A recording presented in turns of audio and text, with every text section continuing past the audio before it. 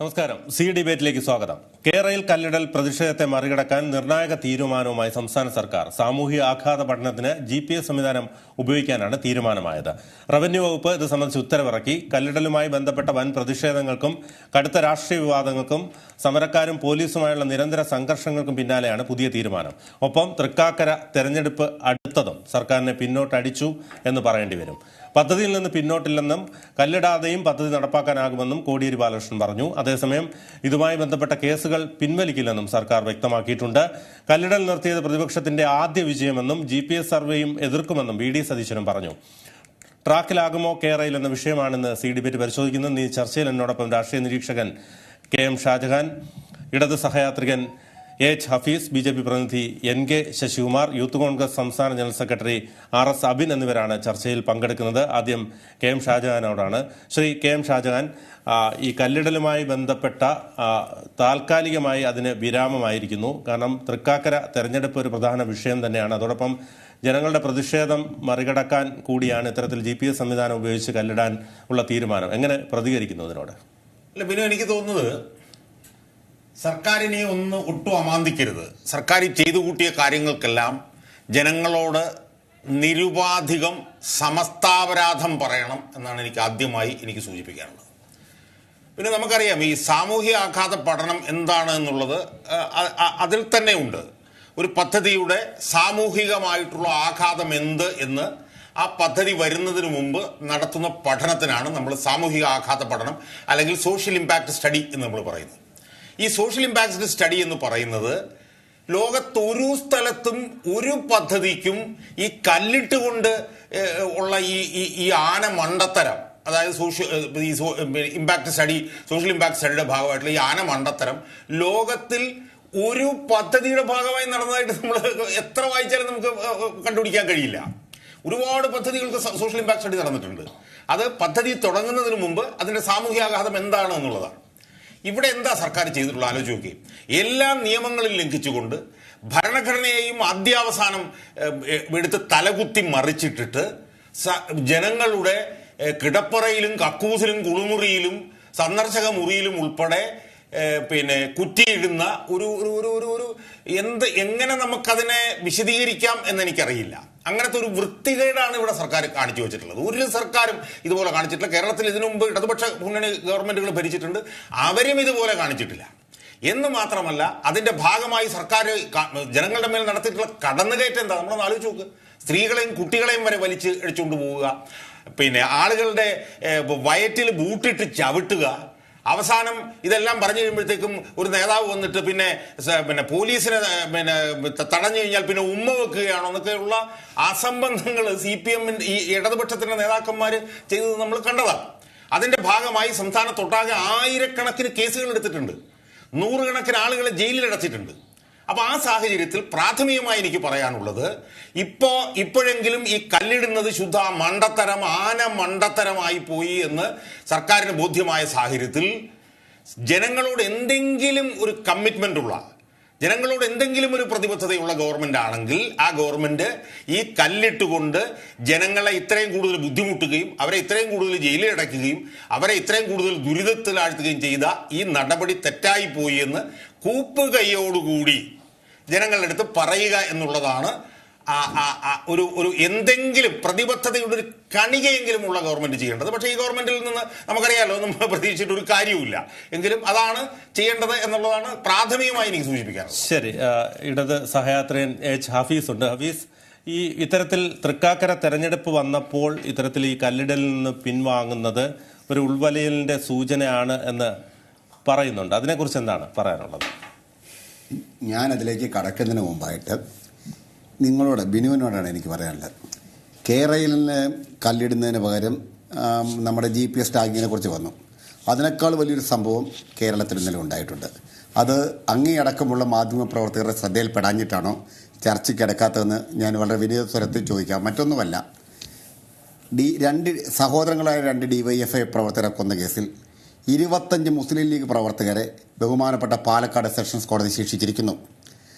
ജീവപര്യന്തം തടവും 50,000 രൂപയും വാഹനം നശിപ്പിച്ചതിന് 10,000 രൂപ വീതവുമാണ് പ്രതികൾ നൽകേണ്ടത്. അത്തരം കാര്യങ്ങൾ തെരഞ്ഞെടുപ്പ് അടുത്തതുകൊണ്ടാണോ നിങ്ങളൊക്കെ ജനങ്ങളിൽ നിന്ന് മറയ്ക്കാൻ ശ്രമിക്കുന്നതെന്നൊരു ചോദ്യം ചോദിച്ചുകൊണ്ട് തന്നെയാണ് ഞാൻ ഈ കാര്യത്തിലേക്ക് കടന്നു വരാൻ ആഗ്രഹിക്കുന്നത്. തൃക്കാക്കര തെരഞ്ഞെടുപ്പ് വന്നപ്പോൾ ആ തെരഞ്ഞെടുപ്പിൻ്റെ പ്രചരണ പരിപാടി ഉദ്ഘാടനം ചെയ്തുകൊണ്ട് ബഹുമാനപ്പെട്ട കേരളത്തിൻ്റെ മുഖ്യമന്ത്രി പറഞ്ഞറിയാമോ? കേരയിൽ വരും കേട്ടോ എന്നാണ്. അത് നടപ്പിലാക്കുക തന്നെ ചെയ്യുമെന്ന്.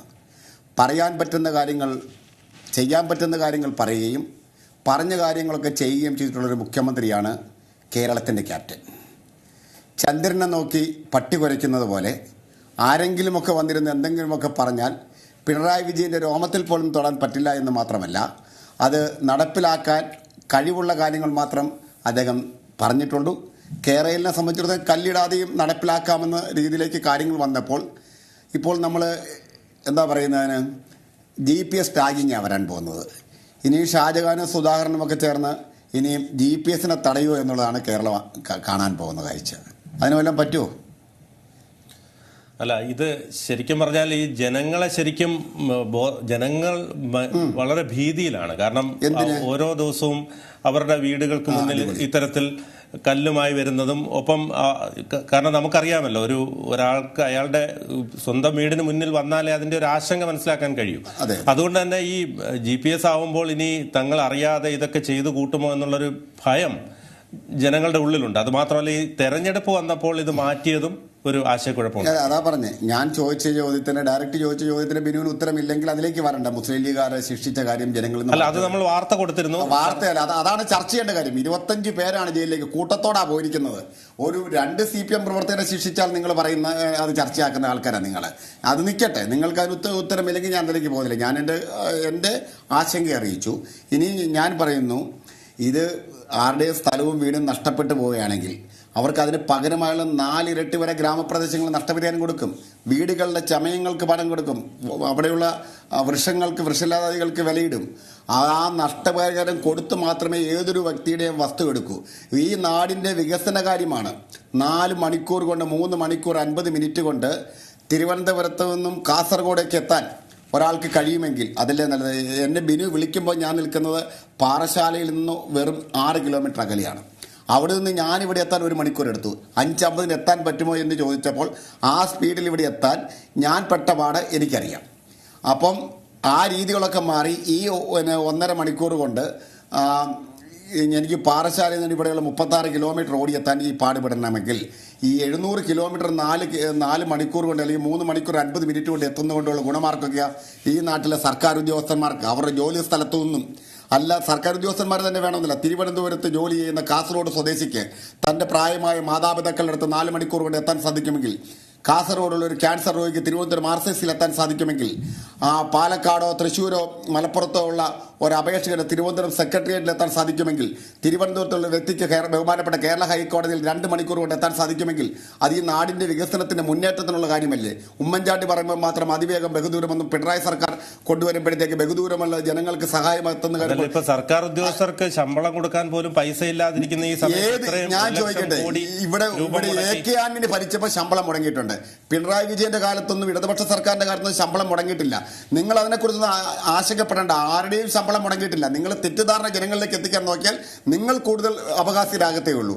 ഈ ഗവൺമെന്റ് ശക്തമായി ജനകീയപരമായി മുന്നോട്ട് പോകുന്ന കാര്യങ്ങളെ നിങ്ങൾ ഇല്ല എന്നോ അല്ലെങ്കിൽ ഇത് ജനത്തിന് ദോഷമാകുന്ന രീതിയിൽ വരുത്തുന്നത് ശ്രമിക്കുന്നു.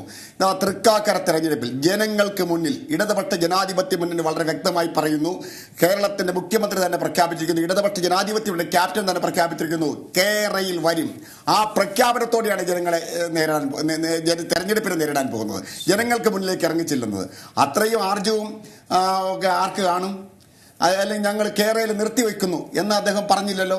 അങ്ങനെ പറഞ്ഞിരുന്നുവെങ്കിലും അതിപ്പോൾ സർക്കാർ തിരിച്ചടിയാണ്, അല്ലെങ്കിൽ പിന്നോട്ട് പോകാണെന്ന് പറയാം. ആ തെരഞ്ഞെടുപ്പിന്റെ ഉദ്ഘാടന വേദിയിൽ 10,000-കണക്കിന് ജനങ്ങളെ സാക്ഷി നിർത്തി, ലക്ഷക്കണക്കിന് അതിന് ലൈവ് ടെലികാസ്റ്റ് ചെയ്ത ടെലിവിഷൻ പ്രേക്ഷകരെ സാക്ഷിയാക്കി കേരളത്തിന്റെ മുഖ്യമന്ത്രി പറഞ്ഞില്ലേ, കേരളയിൽ വരും കേട്ടോ എന്ന് അദ്ദേഹം എടുത്തു തന്നെ പറഞ്ഞു. ശരി ശരി ശ്രീ അബിൻ, കേരളയിൽ വരും, ഒപ്പം ഈ ഇത്തരത്തിലുള്ള കല്ലിടൽ മാത്രമാണ് താൽക്കാലികമായി നിർത്തുന്നത്. അതിന് പകരം GPS സംവിധാനം ഉപയോഗിച്ച് കല്ലിടൽ നടത്തുമെന്നാണ് പുതിയ പ്രഖ്യാപനം. അതെ, എന്താണ് പറയാനുള്ളത്? ആരൊക്കെ എന്തൊക്കെ പറഞ്ഞാലും ഇപ്പോഴും നടന്ന ഈ സംഭവ വികാസം എന്തിന്റെ അടിസ്ഥാനത്തിലാണെന്ന് മനസ്സിലാക്കാൻ കേരളത്തിലെ ജനങ്ങൾക്ക് പാഴൂർ പടിപ്പുര വരെ പോകേണ്ട കാര്യമൊന്നുമില്ല. കേരളത്തിൽ അതിശക്തമായ ജനരോഷത്തിന് മുന്നിൽ പിണറായി വിജയന്റെ സർക്കാരും കേരളയിലും മുട്ടുമടക്കി, ആദ്യഘട്ടത്തിൽ മുട്ടുമടക്കി എന്നുള്ളതിന്റെ ഏറ്റവും വലിയ തെളിവാണ് ഈ കല്ലിടിയിൽ ഇവിടെ നിർത്തിയത്. ഈ പദ്ധതിയുമായി ഈ സർക്കാർ മുന്നോട്ട് വരുമ്പോ ഐക്യജനാധിപത്യ മുന്നണി ഒരു സംശയങ്ങൾക്കും ഇടയില്ലാത്ത തരത്തിൽ ആദ്യമേ അടിവരയിട്ട് അന്ന് പറഞ്ഞു, ഇത് കേരളം കണ്ട ഏറ്റവും വിനാശകരമായ പദ്ധതിയാണ്. കേരളത്തിലെ വലിയ ദുരന്തം, സാമൂഹികമായ ദുരന്തം, സാമ്പത്തികമായ ദുരന്തം, പാരിസ്ഥിതികമായ ദുരന്തം സമ്മാനിക്കുന്ന ഒരു പദ്ധതിയാണ്. ഈ പദ്ധതി നടപ്പിലാക്കരുത്, അത് നടപ്പിലാക്കാൻ അനുവദിക്കില്ല എന്ന് ഐക്യജനാധിപത്യ മുന്നണി പറഞ്ഞത്. അത് കേൾക്കാതെയാണ് ഈ സർക്കാർ 2 സെന്റുകാരന്റെയും 3 സെന്റുകാരന്റെയും 4 സെന്റുകാരന്റെയും ഒക്കെ നെഞ്ചത്ത് ക്രൂരമായി കല്ലിടുന്ന ഒരു സാഹചര്യം ഉണ്ടായത്. നിങ്ങൾ ഒരു കാര്യം ചിന്തിക്കൂ, ഈ കല്ലിട്ട ഏതെങ്കിലും ഒരു സ്ഥലത്ത് ജനകീയ സമരം ഉണ്ടാകാതെ ഇരുന്നിട്ടുണ്ടോ? അതിശക്തമായ ജനകീയ സമരങ്ങൾക്ക് കേരളം സാക്ഷ്യം വഹിച്ചു. എല്ലാ സ്ഥലങ്ങളിലും എല്ലാ ജില്ലകളിലും സമര സമിതികൾ ഉണ്ടായി. ഐക്യജനാധിപത്യ മുന്നണിയുടെ നേതൃത്വത്തിൽ, UDFന്റെ നേതൃത്വത്തിൽ, യൂത്ത് കോൺഗ്രസിന്റെ നേതൃത്വത്തിൽ ശക്തമായി ജനങ്ങളോടൊപ്പം നിന്നുകൊണ്ട് ഞങ്ങൾ ഈ സമരത്തിൽ അണിചേർന്നു. ജനങ്ങൾ എല്ലാം മറന്നുകൊണ്ട്, ജനങ്ങൾ എത്ര ക്രൂരമായ ആക്രമണങ്ങളാണ് കേരളത്തിൽ ഉണ്ടായത്, അതിനെയെല്ലാം അതിജീവിച്ചുകൊണ്ട് ശക്തമായ പ്രതിരോധം എല്ലാ സ്ഥലങ്ങളിലും ജനങ്ങൾ തീർക്കുകയുണ്ടായി. ഞങ്ങളെ യൂത്ത് കോൺഗ്രസ് അടക്കം 2 സെന്റുകാരന്റെ മുറ്റത്ത് കല്ലിടുന്ന സർക്കാർ ഓഫീസിൽ ഞങ്ങൾ കല്ലിടും എന്ന് പറഞ്ഞുകൊണ്ട് ഞങ്ങൾ പുതിയ സമരം പ്രഖ്യാപിച്ചു. 14 ജില്ലകളിലും ഈ കേരളയിലെ സമരം നടന്നത് യഥാർത്ഥത്തിൽ ആ കേരളയിൽ കടന്നു പോകുന്ന വഴികളാണെങ്കിൽ കേരളത്തിലെ സർക്കാർ ഓഫീസുകളിലേക്ക് ഐക്യജനാധിപത്യ മുന്നണിയും യൂത്ത് കോൺഗ്രസും സമരം വ്യാപിപ്പിച്ചു. വില്ലേജ് ഓഫീസുകളിൽ ഞങ്ങൾ കല്ലിട്ടു, തഹസീൽദാരുടെ ഓഫീസുകളിൽ കല്ലിട്ടു, കളക്ടറേറ്റുകളിൽ കല്ലിട്ടു, സെക്രട്ടേറിയറ്റിന് മുന്നിൽ കല്ലിട്ടു. അപ്പൊ സർക്കാർ ഓഫീസുകളിൽ കല്ലിട്ടപ്പോ സർക്കാരിന് നൊന്തു, പോലീസിന് നൊന്തു. ലാത്തിയും പീരങ്കിയും ജലപീരങ്കിയും ഒക്കെയായി ഈ പോലീസ് ഇവിടെ ഇറങ്ങി. അപ്പൊ അതിശക്തമായ ജനരോഷം അവിടെയുണ്ടായി. ഏറ്റവും ഒടുവിൽ തൃക്കാക്കര ഉപതെരഞ്ഞെടുപ്പ് പ്രഖ്യാപിച്ചതിന് ശേഷം ഈ വിണ്ണിൽ നിന്നൊക്കെ പലർക്കും AC റൂമിൽ നിന്നൊക്കെ സാധാരണക്കാരന്റെ ഇടയിലേക്ക് ഇറങ്ങാൻ കേരളത്തിന്റെ മുഖ്യമന്ത്രി ബാധ്യസ്ഥനായി മാറി. അദ്ദേഹം അടക്കം കേരളത്തിലെ മന്ത്രിമാരടക്കം MLA-മാരടക്കം ഒരു അസംബ്ലി പിടിച്ചെടുക്കാൻ വേണ്ടി അവിടെ തമ്പടിക്കുകയാണ്. അപ്പൊ ജനരോഷത്തിന്റെ യഥാർത്ഥ തീവ്രതയും യഥാർത്ഥ ചൂടും അവിടെ നിന്നും അറിയാൻ കഴിഞ്ഞു. പരാജയം മുന്നിൽ കണ്ടപ്പോ, തോറ്റുപോകുമെന്ന് മുന്നിൽ കണ്ടപ്പോ ഇവർ ഈ പദ്ധതിയിൽ നിന്നും U-ടേൺ അടിക്കുന്നതിന്റെ ആദ്യ പടിയായിട്ടാണ് ബിനു ഈ കല്ലിടിയിൽ താൽക്കാലികമായാണെങ്കിലും നിർത്തിവെച്ചത്. ഒരു കാര്യം കൂടി ഈ മലയാളത്തിന്റെ ചർച്ചയിൽ പറയാൻ ഞാൻ ആഗ്രഹിക്കുകയാണ്. നിങ്ങളത് എഴുതി വെച്ചോ. ദിവസങ്ങൾ കഴിയുമ്പോൾ അടുത്ത തിരിച്ചടി ഈ സർക്കാരിന് തൃക്കാക്കര നൽകാൻ പോവുകയാണ്. അടുത്ത തിരിച്ചടി ഈ 2 സെന്റുകാരന്റെയും 3 സെന്റുകാരന്റെയും ഒക്കെ നെഞ്ചത്ത് കല്ലിട്ടതിന് മുഖമടച്ചുള്ള അടിയായിരിക്കും ഉമാ തോമസിന്റെ ചരിത്ര വിജയം എന്ന് പറയാൻ ഞങ്ങൾ ആഗ്രഹിക്കുകയാണ്. ഈ ജനരോഷം ഭയന്നുകൊണ്ടാണ് ഇവർ ആദ്യഘട്ടത്തിൽ കല്ലിടിയിൽ അവസാനിപ്പിച്ചത് എന്ന് പറയാൻ ഞങ്ങൾ ആഗ്രഹിക്കുന്നു. BJP പ്രതി NK ശശികുമാർ കൂടിയുണ്ട്. ശ്രീ NK ശശികുമാർ, ഈ സാമൂഹ്യ ആഘാത പഠനത്തിന് GPS സംവിധാനം ഉപയോഗിക്കാൻ തീരുമാനം വന്നിരിക്കുന്നു, എന്താണ് പ്രതികരിക്കുക? ഞാൻ തന്റെ കാര്യം നോക്ക്, കോമഡി പറഞ്ഞ ചിരിക്കും. അത് പിണറായി വിജയന്റെ ഏറ്റവും വലിയ പരാജയം അത് വെളിവാക്കുന്നതാണ് ഇപ്പോൾ ഇടതുപക്ഷം എടുത്തിരിക്കുന്ന ഈ തീരുമാനം. കാരണം ഇവിടെ ജനങ്ങളുടെ മുന്നിൽ വന്ന് ഇരട്ടച്ചങ്കാണ്, പരട്ടച്ചങ്കാണ്, ആനയാണ്, ചേനയാണ്, കുതിരയാണ്, നിരന്തരം ഇങ്ങനെ അടിച്ചോണ്ടിരിക്കുക. ക്യാപ്റ്റനാണ്. ആരുടെ ക്യാപ്റ്റൻ? എന്തിന്റെ ക്യാപ്റ്റൻ? ക്യാപ്റ്റൻ എന്താ ചെയ്തത്? ലാസ്റ്റ് ഗോൾ പോസ്റ്റിൽ വന്നപ്പോൾ ക്യാപ്റ്റൻ എന്ത് ചെയ്തു? ഗോൾ അടിക്കാതെ ഒറ്റയ്ക്ക് നിന്നുകൊണ്ട് ഗോള് തിരിച്ചു വിട്ടു. സെൽഫ് ഗോൾ അടിച്ചിരിക്കുമല്ലേ ഇപ്പൊ ക്യാപ്റ്റൻ. എന്തിന്റെ ക്യാപ്റ്റൻ? കേരളിന്റെ പേരിൽ എന്തെല്ലാം വീരവാദം മുഴക്കി നെഞ്ചു വിരിച്ചു. ഓരോ പാർട്ടി സമ്മേളനങ്ങളിൽ കേരളിന്റെ രീതിയിലുള്ള മാതൃക ഉണ്ടാക്കി കവാടത്തിക്കട CPM-ന്റെ പോളിറ്റ് ബ്യൂറോ മെമ്പർമാരെയും സെക്രട്ടേറിയറ്റ് മെമ്പർമാരെയും എല്ലാം കയറ്റിവിട്ട് CPM-ന്റെ സംസ്ഥാന സമ്മേളനത്തിലേക്ക് കയറിപ്പോയ ആ വേദി നിങ്ങൾ കണ്ടായിരുന്നല്ലോ. കേരളിന്റെ മാതൃകയിൽ വേദി ഉണ്ടാക്കി കേരയിൽ കൊണ്ടുവരും, കുറ്റിയിടും, കുറ്റി പറിക്കുന്നവന്റെ പല്ല് പറിക്കും, അല്ലെ കുറ്റി പറിക്കാൻ വന്നാൽ അവനെ CPM-ഉം DYFI-യും കൈകാര്യം ചെയ്യും. അങ്ങനെ ലക്ഷക്കണക്കിന് കോടിക്കണക്കിന് രൂപ മുടക്കി കല്ലിടിയിൽ മഞ്ഞക്കുറ്റിയിടിയിൽ നടത്തി. അവസാനം എന്തായി? തൃക്കാക്കര തെരഞ്ഞെടുപ്പ് വന്നു. ഇപ്പോൾ എന്താ പറയുന്നത്? ഞങ്ങൾ കല്ലിടിയിൽ നിർത്തി, ഇനി GPS സർവേ. ഇത് നേരത്തെ ചെയ്താൽ പോരായിരുന്നോ പിണറായി? എന്താ നിങ്ങൾക്ക് സാധിച്ചില്ല? നിങ്ങളോട് പറഞ്ഞത് എന്താ? സാമൂഹിക ആഘാത പഠനം നടത്താൻ ഇങ്ങനെ കൊണ്ട് കല്ലിടേണ്ട കാര്യമുണ്ടോ എന്ന് ചോദിച്ചപ്പോൾ കല്ല് ഞങ്ങൾ ഇടും. എന്ത് വെല്ലുവിളിയായിരുന്നു കോടിയേരി ബാലകൃഷ്ണനും ഘടകകക്ഷി മന്ത്രിമാരും എല്ലാം ഇതിനെ സമരം ചെയ്തവരെ എന്തൊക്കെയാ വിളിച്ചത്? തീവ്രവാദികള്, മതവാദികള്, അങ്ങനെ രാജ്യദ്രോഹികൾ, അങ്ങനെ വിളിക്കാവുന്ന ഏതെല്ലാം ഭാഷ ഉപയോഗിക്കുക അതെല്ലാം വിളിച്ചിട്ട് ഇപ്പൊ പറയാണ് ഞങ്ങൾ കല്ലിടി തൽക്കാലം നിർത്തി GPS സർവേ ആണ് നടത്താൻ തീരുമാനിച്ചിരിക്കുന്നത്. ഇന്ന് ശാസ്ത്ര സാഹിത്യ പരിഷത്ത് പറഞ്ഞിട്ടുണ്ടല്ലോ. എന്താ പറഞ്ഞിരിക്കുന്നത്? ഇത് റിയൽ എസ്റ്റേറ്റ് മാഫിയയ്ക്ക് വേണ്ടി നടത്തുന്ന ഒരു നീക്കമാണ്. അതല്ലാതെ കേരയിൽ എന്ന് പറയുന്ന ഒരു പദ്ധതി കേരളത്തിൽ വരാൻ പോകുന്നില്ല എന്ന് ചിന്തിക്കുന്ന, പഠിക്കുന്ന ഈ രാജ്യത്തെ എല്ലാ ജനങ്ങൾക്കും മനസ്സിലായി ഇത് നടപ്പിലാക്കാൻ പറ്റിയ പദ്ധതിയല്ല കേരളത്തിന്റെ സന്തുലിതാവസ്ഥയ്ക്കും കേരളത്തിന്റെ പ്രകൃതി നിലനിൽപ്പിന്റെ ഒക്കെ ആധാരമാക്കി അതിനെക്കുറിച്ച് പഠിച്ച ആളുകൾ, പഠിപ്പുള്ള ആളുകൾ, അല്ലാതെ ജോൺ ബ്രിട്ടാസിന്റെ ഭാര്യയെ MD ആക്കി അവരല്ല കേരളയിലെ കുറിച്ച് കേരളയിലെ കുറിച്ച് ഇങ്ങനെയുള്ള പദ്ധതികൾ നടപ്പിലാക്കിയതിന്റെ പരിസ്ഥിതിക്ക് പറ്റിയതല്ല ഈ രീതി എന്നാണ്. അവസാനം എന്താ ചെയ്തത്? എന്തെല്ലാം ദ്രോഹങ്ങൾ ആളുകളെ മേൽ അടിച്ചേൽപ്പിച്ചു. പോലീസിനെ ഉപയോഗിച്ച്, ഉരുക്കുമുട്ടി ഉപയോഗിച്ച്, താലിബാൻ മാതൃകയില്, അല്ലെങ്കിൽ അടിയന്തരാവസ്ഥയുടെ പോലെ ബ്രിട്ടീഷ് ഭരണത്തിന്റെ പോലെയുള്ള ഒരു പദ്ധതി നടപ്പിലാക്കൽ, ആരെയും വെല്ലുവിളിക്കുന്നു, നെഞ്ചുവിരിക്കുന്നു. എന്തേ നെഞ്ചുവിരിയൊക്കെ എവിടെ പോയി? പിണറായി വിജയന്റെ ഇരട്ടത്തങ്ങൊക്കെ എവിടെ പോയി? ഇപ്പൊ എങ്ങും കാണാനില്ല. കേരളത്തില് ഈ പദ്ധതി വേണ്ട എന്ന് വെക്കും. ഇനി അടുത്ത നാളുകളിൽ വരാൻ പോകുന്നത്, പിണറായി വിജയന്റെ അടുത്ത തീരുമാനം വരാൻ പോകുന്നത്, ഈ പദ്ധതി കേരളത്തിന് വേണ്ട, കാരണം ഈ പദ്ധതി നടപ്പിലാക്കാൻ സാധിക്കില്ല എന്ന് ബോധ്യപ്പെടും. കാരണം ഇത് വെറും ഒരു ശുദ്ധ തട്ടിപ്പായിരുന്നു. കാരണം ഇത് ഒരു പഠനവും നടത്താതെ, യാതൊരു തരത്തിലുള്ള ഒരു മുൻപ് പഠനവും കൂടാതെ എടുത്തു ചാടി തട്ടിക്കൂട്ടിയ ഒരു DPR വെച്ചുകൊണ്ട് കേന്ദ്ര മന്ത്രിസഭയുടെ മുന്നിൽ അവതരിപ്പിച്ച് റെയിൽവേ മന്ത്രി പാർലമെന്റിൽ പറഞ്ഞു ഈ DPR തെറ്റാണ്, ഇതിനകത്തെ കണക്കുകൾ തെറ്റാണ്, ഇതിനോട് മുന്നോട്ട് വയ്ക്കുന്ന പദ്ധതി തുകയുടെ ചെലവ് തെറ്റാണ്, സാമൂഹിക ആഘാത പഠനം നടത്തിയിട്ടില്ല. അപ്പോഴാണ് വീണ്ടും കുറ്റിയിടിയിലുമായി വന്നപ്പോൾ എല്ലാവരും ചോദിച്ചു എന്താണ് കേന്ദ്രം ഇങ്ങനെ പറഞ്ഞിട്ടുണ്ടല്ലോ, അത് ഞങ്ങൾ സാമൂഹ്യ ആഘാത പഠനം നടത്തുകയാണ്. അങ്ങനെ സാമൂഹ്യ ആഘാത പഠനം നടത്തുക എന്താണ്? കല്ലിടണമെന്ന് നിർബന്ധം, അടയാളങ്ങൾ മതി, കല്ലിടണം നിർബന്ധം. എന്താ? അപ്പൊ പറഞ്ഞ അത് കല്ലിടണം എന്ന്, ഞങ്ങൾ കല്ലിട്ടു. പ്രതിഷേധങ്ങൾ ഉയർന്നു. ശക്തമായ പ്രതിഷേധങ്ങൾ കേരളത്തിന്റെ പൊതുസമൂഹം ഉയർത്തി. അതിനുശേഷം ഇപ്പോൾ തൃക്കാക്കര തെരഞ്ഞെടുപ്പ് വന്നപ്പോൾ എന്താ ഇത്ര വലിയ ധൈര്യവും ചങ്കൂറ്റവും ഒക്കെ കാണിച്ച പാർട്ടികൾ എന്താ ഇപ്പം ഇത് പിൻവലിച്ചത്? എന്താ ഇപ്പൊ കല്ലിടാൻ പോകാത്തത്?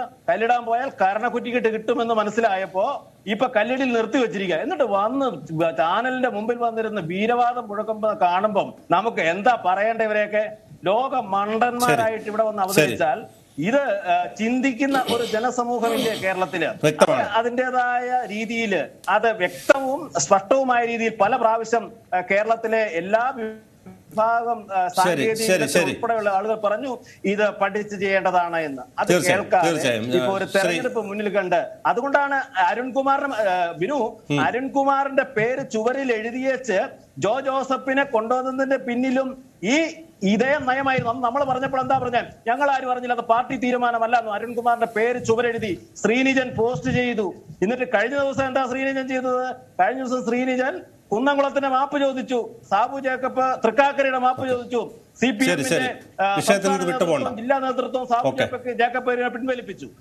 ശരി കേരളം കണ്ടുകൊണ്ടിരിക്കുന്ന ശ്രീ കെ എം ഷാജഹാൻ, ഈ ഇതുമായി ബന്ധപ്പെട്ട് കേസുകൾ പിൻവലിക്കില്ല എന്ന് സർക്കാർ ആവർത്തിച്ച് പറയുന്നു. ഏതായാലും കല്ലിട്ടതുമായി ബന്ധപ്പെട്ടുള്ള കേസാണ്, കല്ലിടൽ പിൻവലിച്ചു, സ്വാഭാവികമായും കേസുകൾ പിൻവലിക്കേണ്ടതല്ലേ എന്നൊരു ചോദ്യം ഇവിടെ അവശേഷിക്കുന്നു. ഈ സ്വാഭാവിക ചോദ്യത്തിനൊക്കെ എന്തും മറുപടി തരുന്ന ഗവൺമെന്റ് എവിടെയുള്ളത്? ഇവിടെ നേരത്തെ സംസാരിച്ച പ്രതിനിധി പറഞ്ഞ ഒരു കാര്യം എനിക്ക് ഓർമ്മ വരികയാണ്. അതായത് കുറ്റി പറിച്ചാൽ പല്ല് പറിക്കും എന്നൊരു നേതാവ് കണ്ണൂരിൽ നിന്ന് പറഞ്ഞു. അയാളുടെ പേരാണ് എം വി ജയരാജൻ. അയാൾ പല്ല് പറിക്കും എന്നാണ് പറഞ്ഞത്. പല്ല് പറിക്കുമെന്ന് പറഞ്ഞവന്മാരൊക്കെ വാലും കാലിൻ്റെ ഇടയിൽ ചുരുട്ടി ഓടുകയാണ്. ഇപ്പൊ ഓടുകയാണ്, മനസ്സിലായില്ലേ? ഇതൊക്കെ ഈ പറഞ്ഞ പോലെ ഇതൊക്കെ വർത്താനേ ഉള്ളൂ. ജനരോഷത്തിന് മുന്നിൽ, ജനങ്ങളുടെ മുന്നിൽ ഇവന്മാരുടെ ഒന്നും ഒരു കുറ്റിയിടലും നടക്കില്ല, ഒരു പദ്ധതി ഇവിടെ നടക്കില്ല, മനസ്സിലായില്ലേ? അതാണ് ഇവിടെ നമ്മൾ കണ്ടുകൊണ്ടിരിക്കുന്നത്. അതിനിവിടെ ഒന്ന് എന്തുമായിട്ട് അലച്ചിട്ട് ഒരു കാര്യമില്ല. ഇത് തൃക്കാക്കര തെരഞ്ഞെടുപ്പ് അല്ല. തൃക്കാക്കര തെരഞ്ഞെടുപ്പ് കഴിഞ്ഞാലും ഇതൊന്നും ആയിട്ട് മുന്നോട്ട് പോകാനൊന്നും ഇവിടെ ഒരു ജനവും അനുവദിക്കാൻ പോടില്ല. ഇവിടെ ഇതിനകത്തുള്ള ആന മണ്ടത്തരം എന്താണെന്നറിയോ പിന്നെ? അതായത് ഈ കേരളയിൽ വന്ന കേരളത്തിലെല്ലാം വികസനമായി എന്നാണ് ഈ കുറെ ആളുകൾ ഇങ്ങനെ വാവിട്ട് നിലവിളിച്ചുകൊണ്ടിരിക്കുന്നത്. ഞാൻ ഇങ്ങോട്ട് വരുമ്പോഴത്തേക്കും ഒരു വാർത്ത ഞാൻ കണ്ടു. എന്താണെന്നറിയോ? ഈ ലോ ഫ്ലോർ ബസ്സുകൾ മണക്കാട് സ്കൂളിൽ ക്ലാസ് എടുക്കാൻ കൊടുക്കുന്നു. ആലോചിച്ച് നോക്കും നിങ്ങൾ. വികസനം എന്ന് പറഞ്ഞാൽ കേരളയിൽ വന്നാൽ വികസനമായി എന്ന് പറയുന്നവന്മാർ ചെയ്യുന്നതാണിത്. 100 കണക്കിന് ലോ ഫ്ലോർ ബസ്സുകൾ കോടിക്കണക്കിന് രൂപ മേടിച്ചുണ്ടാക്കിയത് അവിടെ കിടന്ന് തുരുമ്പെടുത്ത് ചെടികളും വളർന്ന് കാടായി മാറുമ്പോൾ ആ ലോ ഫ്ലോർ ബസ്സുകൾ എടുത്ത് ക്ലാസ് എടുക്കാൻ കൊടുക്കുന്ന അത്ര ഗതികെട്ട ഒരു സെറ്റാണ് ഇവിടെ ഉള്ളത്. ഞാൻ പറഞ്ഞു, ഇവര് പറഞ്ഞ പോലെ ചിലരൊക്കെ വന്നിട്ട് പറയുന്നു അവിടുന്ന് ഇവിടം വരെ ഇത്ര കിലോമീറ്ററിൽ വരാം, ഇവിടുന്ന് അവിടം വരെ ഇത്ര കിലോമീറ്ററിൽ വരാം എന്നൊക്കെ പറയുന്നതിൽ അസംബന്ധങ്ങൾ ഉണ്ട്. സത്യം പറഞ്ഞു കഴിഞ്ഞാൽ തൊലി ഉരുകി പോവുകയാണ് ഇതൊക്കെ കേട്ടിട്ട്. കാരണം ഇപ്പൊ വ്യവസായ വികസനം എന്ന് പറഞ്ഞു 6 വർഷമായി ഇവിടെ ഭരിക്കുന്നു. എന്താണ് വ്യവസായ വികസനം ഇവിടെ നടന്നിട്ടുള്ളത്? നമ്മുടെ അയൽ സംസ്ഥാനമുണ്ട്, തമിഴ്നാടുണ്ട്, കർണാടകയുണ്ട്, ആന്ധ്രയുണ്ട്, തെലുങ്കാനയുണ്ട്. അവിടെയൊക്കെ നടക്കുന്ന വ്യവസായ വികസനത്തിന്റെ ഒരു 1/4% ഇവിടെ നടന്നിട്ടുണ്ടോ ഈ കേരളത്തിൽ? അത് വ്യവസായം. ഇനി കൃഷി എടുത്ത് നോക്കിക്കഴിഞ്ഞാൽ നമ്മൾ എല്ലാ ദിവസവും ഭക്ഷിക്കുന്ന അരിയാഹാരം എവിടെ നിന്നാണ് കിട്ടുന്നത് ബിനു? നമ്മൾ ഭക്ഷിക്കുന്ന അരിയാഹാരത്തിൽ 85% തമിഴ്നാട്ടിൽ നിന്നാണ് ബിനു കിട്ടുന്നത്. പച്ചക്കറി എവിടെ നിന്നാണ് കിട്ടുന്നത്? മുട്ട എവിടെ നിന്നാണ് കിട്ടുന്നത്? വിള വിസ്തൃതി എന്താണ് കേരളത്തിൽ അതുപോലുള്ള മണ്ടത്തരങ്ങൾ അതുകൊണ്ടോ ഞാൻ ശ്രദ്ധിക്കുന്നില്ല. അതായത് പിന്നെ നമ്മുടെ വിള വിസ്തൃതി 10 ലക്ഷം ഹെക്ടർ ഉണ്ടായിരുന്നു, ഇപ്പൊ 2 ലക്ഷം ഹെക്ടറേ ഉള്ളൂ. നെല്ലില്ല, ഒരു ചുക്കും നമ്മുടെ ഇല്ല. നമുക്ക് കൃഷിയില്ല, നമുക്കിവിടെ വ്യവസായം ഇല്ല. തൊഴിലില്ലായ്മ ഏറ്റവും കൂടുതൽ കേരളത്തിൽ. അതായത് പിന്നെ വിദ്യാഭ്യാസ യോഗ്യതയുള്ള തൊഴിലില്ലായ്മ ഏറ്റവും കൂടുതൽ കേരളത്തിൽ. ഈ പറഞ്ഞ വലിയ ബുദ്ധിജീവികൾക്ക് അറിയാമെന്ന് എനിക്കറിയില്ല. 10,000 MBBSകാർ തൊഴിലില്ലാതെ നിൽക്കുക കേരളത്തിൽ. 45 ലക്ഷമാണ് കേരളത്തിലെ തൊഴിലില്ലായ്മ. അപ്പൊ ഇവിടെ വ്യവസായം ഇല്ല, ഇവിടെ കൃഷിയില്ല, ഇവിടെ തൊഴിലില്ലാത്തപ്പോഴാണ് കുറെ ആളുകൾ ഇവിടെ വന്നിട്ട് കൈയും കാലും ഒക്കെ എടുത്തിട്ട് പറയുന്നത് ഇവിടെ നിന്ന് കാസർഗോഡ് നിന്ന് തിരുവനന്തപുരത്ത് വന്നാൽ വികസനമായി എന്നാണ് പറയുന്നത്. ഞാൻ ഒറ്റ കാര്യം മാത്രം പറഞ്ഞോട് അവസാനിച്ചോളാം. ഞാൻ പ്രശാന്ത് നഗർ എന്ന് പറഞ്ഞൊരു സ്ഥലത്താണ് താമസിക്കുന്നത്. ഇപ്പൊ അവിടെ നിന്ന് മാറി എന്റെ വീടിന്റെ അടുത്ത് ഒരു 800 മീറ്റർ പിന്നെ റോഡുണ്ട്. എനിക്ക് റോഡിലേക്ക് എത്താവുന്ന ഒരു റോഡുണ്ട്. അത് അമൃതം എന്ന് പറഞ്ഞൊരു പദ്ധതിയുടെ ഭാഗമായി 2017 മുതൽ കുഴിച്ചിട്ടിരിക്കുകയാണ് വിനു. നമ്മൾ ഈ 520 കിലോമീറ്ററെ കുറിച്ചിട്ടാണല്ലോ പറയുന്നത്. ഞാൻ 800 മീറ്ററിനെ കുറിച്ചാണ് പറയുന്നത്. ഇത് 2017 മുതൽ കുഴിച്ചിട്ടിരിക്കുകയാണ്. അവിടെ 2-3 താഴ്ചയുള്ള കുഴിയാണ്. അവിടുന്ന് ഒരു 8-10 പേര് പിന്നെ സ്ഥലം മാറി തന്നെ പോയി. ഞങ്ങൾ സ്ഥലം മാറിപ്പോയി. ഈ 800 മീറ്റർ സ്ഥലം കഴിഞ്ഞ 6 വർഷമായി മര്യാദയ്ക്ക് ചെയ്യാൻ പറ്റാത്ത ആളുകളാണ് 520 കിലോമീറ്റർ സ്ഥലം ഞങ്ങൾ 65,000 കോടി രൂപ മുടക്കി. ഞങ്ങൾ എന്തൊരു അസംബന്ധമായിരുന്നാണ് ഞാൻ ചോദിക്കുന്നത്. ഇവിടെ ശമ്പളത്തിന്റെ കാര്യം പറഞ്ഞു.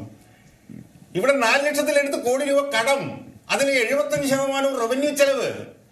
ഇവിടെ 65,000 കോടി രൂപയ്ക്ക് നമ്മൾ കേരളയിൽ നടക്കുന്നു പറയുമ്പോഴത്തേക്കും പലിശ ചെലവ് മാത്രം 20,000 കോടി. ഇതാണ് നമ്മുടെ അവസ്ഥ. 10 പൈസ വരുമാനം നമ്മൾ ഉണ്ടാക്കുന്നുണ്ടോ? നമ്മുടെ തനത് വരുമാനത്തിന്റെ സ്ഥിതി എന്താ? കുത്തനെ താഴോട്ടിടിയുന്നു. അപ്പൊ ഇതൊന്നും ഇല്ലാതെ പോക്കറ്റ് മുഴുവൻ കാലിയായി കിടക്കുന്ന നമ്മള് 65,000 കോടി രൂപയ്ക്ക് ചെയ്യുമ്പോൾ ജനങ്ങൾ നേരത്തെ പ്രതിനിധി പറഞ്ഞ പോലെ 2 കരണക്കുറ്റിക്കിട്ട് അടി കൊടുത്തിട്ട് ഓടടാന്ന് പറഞ്ഞു. എവിടെയൊക്കെ കുറ്റി കിട്ടോ കുറ്റിയെടുത്ത് പറിച്ച് തോട്ടിലെറിഞ്ഞു ജനം. ഈ പറഞ്ഞ ഇരട്ടച്ചങ്കന്മാരൊക്കെ വാലും ചുരുട്ടി, കാലിനിടെ വാലും ചുരുട്ടി ഓടി. അതല്ല ഇപ്പൊ തൃക്കാക്കരയിൽ കാണിക്കുന്നത്. ഈ പറഞ്ഞതുപോലെ കേരളയിൽ നടപ്പിലാക്കും കേട്ടോ എന്നൊക്കെയാണ് പറഞ്ഞത്. കേട്ടങ്ങ് നടപ്പിലാക്കിയാൽ മതിയല്ലോ. ഇപ്പം കേട്ട് കല്ലിട്ടാൽ മതിയല്ലോ. ഇപ്പൊ എന്താ കല്ലിടാതെ ഓടുന്നത്? അപ്പൊ അതുകൊണ്ട് ഇതൊക്കെ വർത്തമാനം മാത്രമേ ഉള്ളൂ. ജനങ്ങളുടെ മുമ്പിലുണ്ടല്ലോ ഇതൊന്നും നടക്കില്ല. 100 സീറ്റ് ഉണ്ടെങ്കിലും ഇതൊന്നും നടക്കാൻ പോണില്ല. ജനങ്ങൾ പാഠം പഠിപ്പിച്ചുകൊണ്ടിരിക്കുകയാണ്. അത് കുറച്ച് കഴിയുമ്പോൾ നമുക്ക് കുറച്ചുകൂടെ ക്ലാരിറ്റിയോടുകൂടി കാണാൻ കഴിയും എന്നാണ് പൊതുവിൽ കാര്യങ്ങൾ നിരീക്ഷിച്ചാൽ നമുക്ക് കാണാൻ കഴിയും. ശരി, ശ്രീ എച്ച് ഹഫീസ്, നമുക്ക് ഈ തൃക്കാക്കര എല്ലാം മാറ്റിവെച്ച് പറഞ്ഞാൽ, അതായത് താങ്കൾ നേരത്തെ സൂചിപ്പിച്ചു നമുക്ക് വളരെ ദൂരത്ത് അല്ലെങ്കിൽ വളരെ കുറഞ്ഞ സമയം കൊണ്ട് എത്താൻ കഴിയും എന്ന് സൂചിപ്പിക്കുകയുണ്ടായി. പക്ഷേ ഇതിൽ ഒരുപാട് പ്രശ്നങ്ങൾ നിലനിൽക്കുന്നു. പാരിസ്ഥിതികമായ ധാരാളം പ്രശ്നങ്ങളുണ്ട്. അതോടൊപ്പം തന്നെ കേരളത്തിൻ്റെ സാമ്പത്തിക സ്ഥിതി അതൊരു പ്രധാന ഘടകമാണ്. അതുമാത്രമല്ല, ഇതെല്ലാം സർവേയും എല്ലാം പൂർത്തിയാക്കി ഇതെല്ലാം പൂർത്തിയായി വരണമെങ്കിൽ ഏകദേശം ഒരു 5 വർഷം, മിനിമം 5 വർഷമെങ്കിലും പിടിക്കും. ആ സമയത്ത് നമുക്കറിയാം ഇവിടുത്തെ ഈ ഡൊമസ്റ്റിക് സർവീസുകളൊക്കെ വർദ്ധിപ്പിക്കുകയാണ്. അതുകൊണ്ട് തന്നെ നമുക്ക് പെട്ടെന്ന് പോകാൻ വിമാനത്തെ ആശ്രയിക്കാം. അതുമാത്രമല്ല, ഇതിൽ താങ്കൾ സൂചിപ്പിച്ചതുപോലെ തന്നെ സർക്കാർ ഉദ്യോഗസ്ഥർക്ക് ഡെയിലി പോയി വരാൻ ഉള്ള ഒരു സാമ്പത്തിക അല്ലെങ്കിൽ അതിൻ്റെ ഒരു നിരക്കല്ല ഇതിലുള്ളത്. അങ്ങനെ നിരവധി പ്രശ്നങ്ങൾ ഇതിൽ നിലനിൽക്കുന്നുണ്ട്. അതുമാത്രമല്ല, വന്ദേ ഭാരത് എക്സ്പ്രസ് ബഡ്ജറ്റിൽ പ്രഖ്യാപനമുണ്ട്. അതുകൊണ്ട് നിലവിലെ ട്രാക്കിൽ തന്നെ കുറച്ചുകൂടി വേഗത കൂട്ടി പോയാൽ പോരെ എന്നുള്ളൊരു സ്വാഭാവിക സംശയം എല്ലാവരിലുമുണ്ട്. കാരണം സാമ്പത്തിക സ്ഥിതി, ഒപ്പം പാരിസ്ഥിതിക ആഘാതങ്ങൾ ഇതെല്ലാം നോക്കി. അതുമാത്രമല്ല, ഇത് ജപ്പാനിൽ കാലഹരണപ്പെട്ട പദ്ധതിയാണ് ഈ കൊണ്ടുവരുന്നത്. അത് മാത്രമല്ല, 6 വർഷങ്ങൾക്ക് ശേഷം ഇത് വരുമ്പോൾ ഇത് കാലഹരണപ്പെട്ടു പോകില്ലേ എന്നുള്ളൊരു സംശയം കൂടി നിലനിൽക്കുന്നു. എന്താണ് മറുപടി? അതായത് വന്ദേ ഭാരത് എക്സ്പ്രസ് ഒക്കെ വരുന്നു പറഞ്ഞാൽ കേരളത്തിൽ വരുന്നു, കേരളത്തിലെ ജനങ്ങൾ യാത്രാ സൗകര്യങ്ങൾ കൂടും എന്നൊക്കെ പറയുന്ന കോഴിക്ക് മുല വരുന്നത് പോലെയേ ഉള്ളൂ. നമ്മൾ കാത്തിരിക്കാവുന്നേ ഉള്ളൂ. ഇപ്പം നമുക്ക് 2 വർഷം കൊണ്ട് പണി തീർത്ത് നമുക്ക് 2025 അവസാനത്തോടുകൂടി കേരളത്തിൽ ഓടിയാൽ ഈ സാധാരണക്കാർക്ക് അപ്രാപ്യമായ ചിലവൊന്നും അല്ല ഇതിൻ്റെ യാത്രാ നിരക്കുകളൊന്നും. അങ്ങനെയുള്ള തെറ്റിദ്ധാരണകളൊന്നും അങ്ങേക്ക് വേണ്ട. നമ്മൾക്ക് കൃത്യവും വ്യക്തവുമായ കാഴ്ചപ്പാടുള്ളൊരു മുഖ്യമന്ത്രിയുണ്ട്. അതിന് ഇവിടെ ഷാജഹാൻ വന്ന് ഇരട്ടച്ചങ്ങനാണ്, പരട്ടച്ചങ്ങനാണ്, കാലിൻ്റെ അടയെ വാലും ചുരുട്ടിയിരിക്കുന്നതൊക്കെ പറയുന്നത്. അതൊക്കെ പറയേണ്ടടുത്ത് പറഞ്ഞാൽ മതി. പിണറായി വിജയനെ കുറിച്ച് പറയേണ്ട എന്ന് വളരെ വിനയത്തോടുകൂടി ഓർപ്പിക്കുക, ഏറ്റവും വിനയത്തോടുകൂടി. പിന്നെ പിണറായി വിജയൻ എന്ന് പറയുന്ന നിലാവിനെ നോക്കി, ചന്ദ്രനെ നോക്കി ഷാജഹാനെ പോലെ താഴെ നിന്നുകൊണ്ട് വാലും ചുരുട്ടി കുരച്ചാൽ പിണറായി വിജയന് അത് അദ്ദേഹത്തിൻ്റെ രോമത്തിൽ പോലും ഏക്കില്ല എന്ന് അതും വിനയത്തോടെ തന്നെ സൂചിപ്പിക്കാനിരിക്കുക. ഇയാളാര് പിണറായി വിജയനെ വിമർശിക്കാൻ? നിങ്ങളൊന്ന് ഓർത്ത് നോക്ക്. അദ്ദേഹം പറഞ്ഞ എന്തൊക്കെയാണ് ഇവിടെ ഇരുന്നുകൊണ്ട്? എന്ത് മണ്ടത്തരങ്ങളാണ് പറഞ്ഞത്? അദ്ദേഹം പറഞ്ഞ മണ്ടത്തരം കേട്ടുകൊണ്ടിരിക്കാൻ വിധിക്കപ്പെട്ട ഒരുത്തനെന്ന നിലയിൽ എനിക്കൊരു മറുപടി പറയാതെ പോയാൽ ഞാനും അതുപോലൊരു മണ്ടനായി പോകും. പിണറായി വിജയനെ വിമർശിക്കാൻ KM ഷാജഹാൻ ആളല്ല. ചാനൽ ചർച്ചകളിലൂടെ അല്ലെങ്കിൽ അദ്ദേഹത്തിൻ്റെതായ അവസരങ്ങളിലൂടെ അദ്ദേഹം ഇരുന്നു കൊണ്ട് ഇത്തരം മണ്ടത്തരങ്ങൾ പറഞ്ഞാൽ അതിനെ ലൈക്ക് അടിക്കാനും ഷെയർ ചെയ്യാനും ചില മണ്ടന്മാർ കാണും. പക്ഷേ പ്രബുദ്ധ കേരളം അതേക്കില്ല.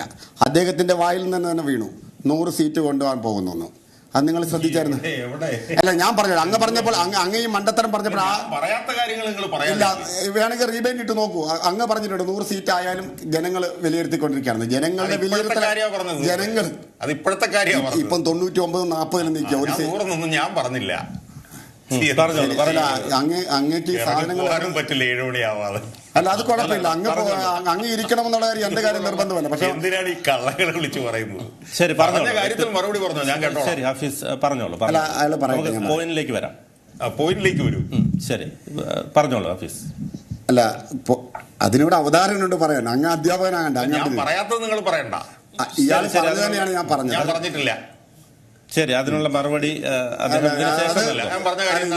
സംശയമുള്ള ശരി, നമുക്കത് റിവൈൻഡ് ചെയ്ത് നോക്കാം. ഇത് കഴിഞ്ഞതിന് ശേഷം 100 സീറ്റ് ആയാലും വാക്ക് അയാൾ തന്നെ പറഞ്ഞു. ഇപ്പൊ നേരത്തെ 100 സീറ്റ് എന്ന് പറഞ്ഞു എന്നായിരുന്നു. 100 സീറ്റുമായ വിഷയം ഞാൻ പറഞ്ഞു. ഷാജഹാൻ എന്നെ നിർദ്ദേശിക്കാൻ കളയാൻ പറ. അല്ല, ഷാജഹാൻ നമ്മളെ കളഞ്ഞ കേസല്ലേ? അതല്ലേ കഴുത കാമൻ കറണ്ട് തീർക്കുന്ന പോലെ. നിങ്ങൾ വിഷയം പറ. ഈ ചാനൽ മൊത്തം വന്നത് പിണറായിക്ക് വിഷയം പറ സുഹൃത്തെ. തന്നെ കളഞ്ഞതാണ്. അവതാരകനുണ്ട്. എനിക്ക് പിണറായി വിഷയമല്ല, എനിക്ക് വിഷയമാണ് വിഷയം. പിണറായി നടപ്പിലാക്കുന്നതുകൊണ്ടാണ് പിണറായി വിമർശിക്കുന്നത്, അല്ലാതെ വ്യക്തിപരമായിട്ടുള്ള വിമർശനമല്ല. അതറിയാനുള്ള സാമാന്യ ബോധം നിങ്ങൾക്ക് ഞാൻ പറഞ്ഞു. അതിലേക്ക് അങ്ങനെ പറഞ്ഞു കഴിഞ്ഞാൽ ഞാൻ പറയാം. എനിക്ക് പിണറായി, ഞാൻ പറഞ്ഞു കഴിഞ്ഞിട്ട് നിങ്ങളെന്താ പറഞ്ഞോ? എനിക്ക് പിണറായിയോട് ഒരു വ്യക്തി വിരോധവും ഇല്ല. പിണറായിയുടെ ഭരണകാലത്ത് പിണറായി വിജയനെ 8 ദിവസം കാലം ജയിലിലിട്ടതാണ്. പറയട്ടെ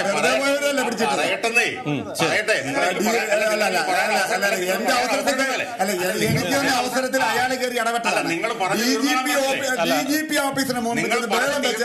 പറഞ്ഞു തീർമാനം പറഞ്ഞില്ലേ? ശരി ശരി, അങ്ങനെയാണ് ഞാൻ പറയാം.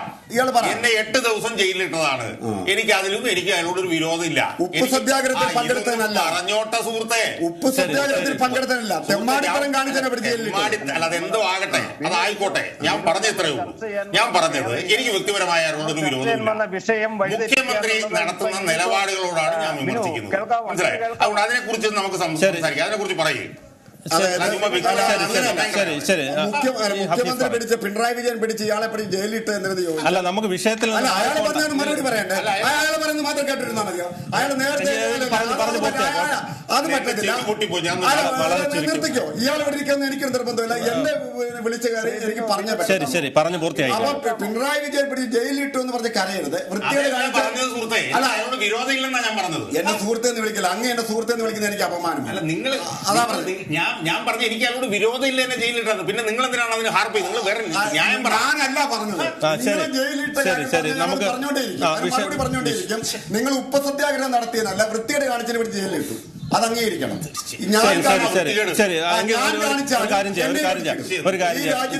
പാലിക്കാനുള്ളതാണ്.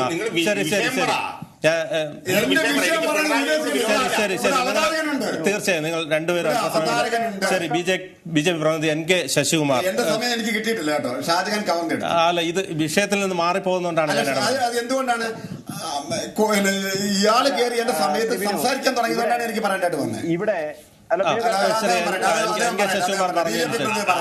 ബാക്കിയുള്ളവരൊക്കെ പറയട്ടെ. അതായത് ഇപ്പോൾ ഈ വിഷയത്തില് CPM-ന് എങ്ങനെയും ഈ വിഷയം ട്രാക്ക് മാറ്റണം.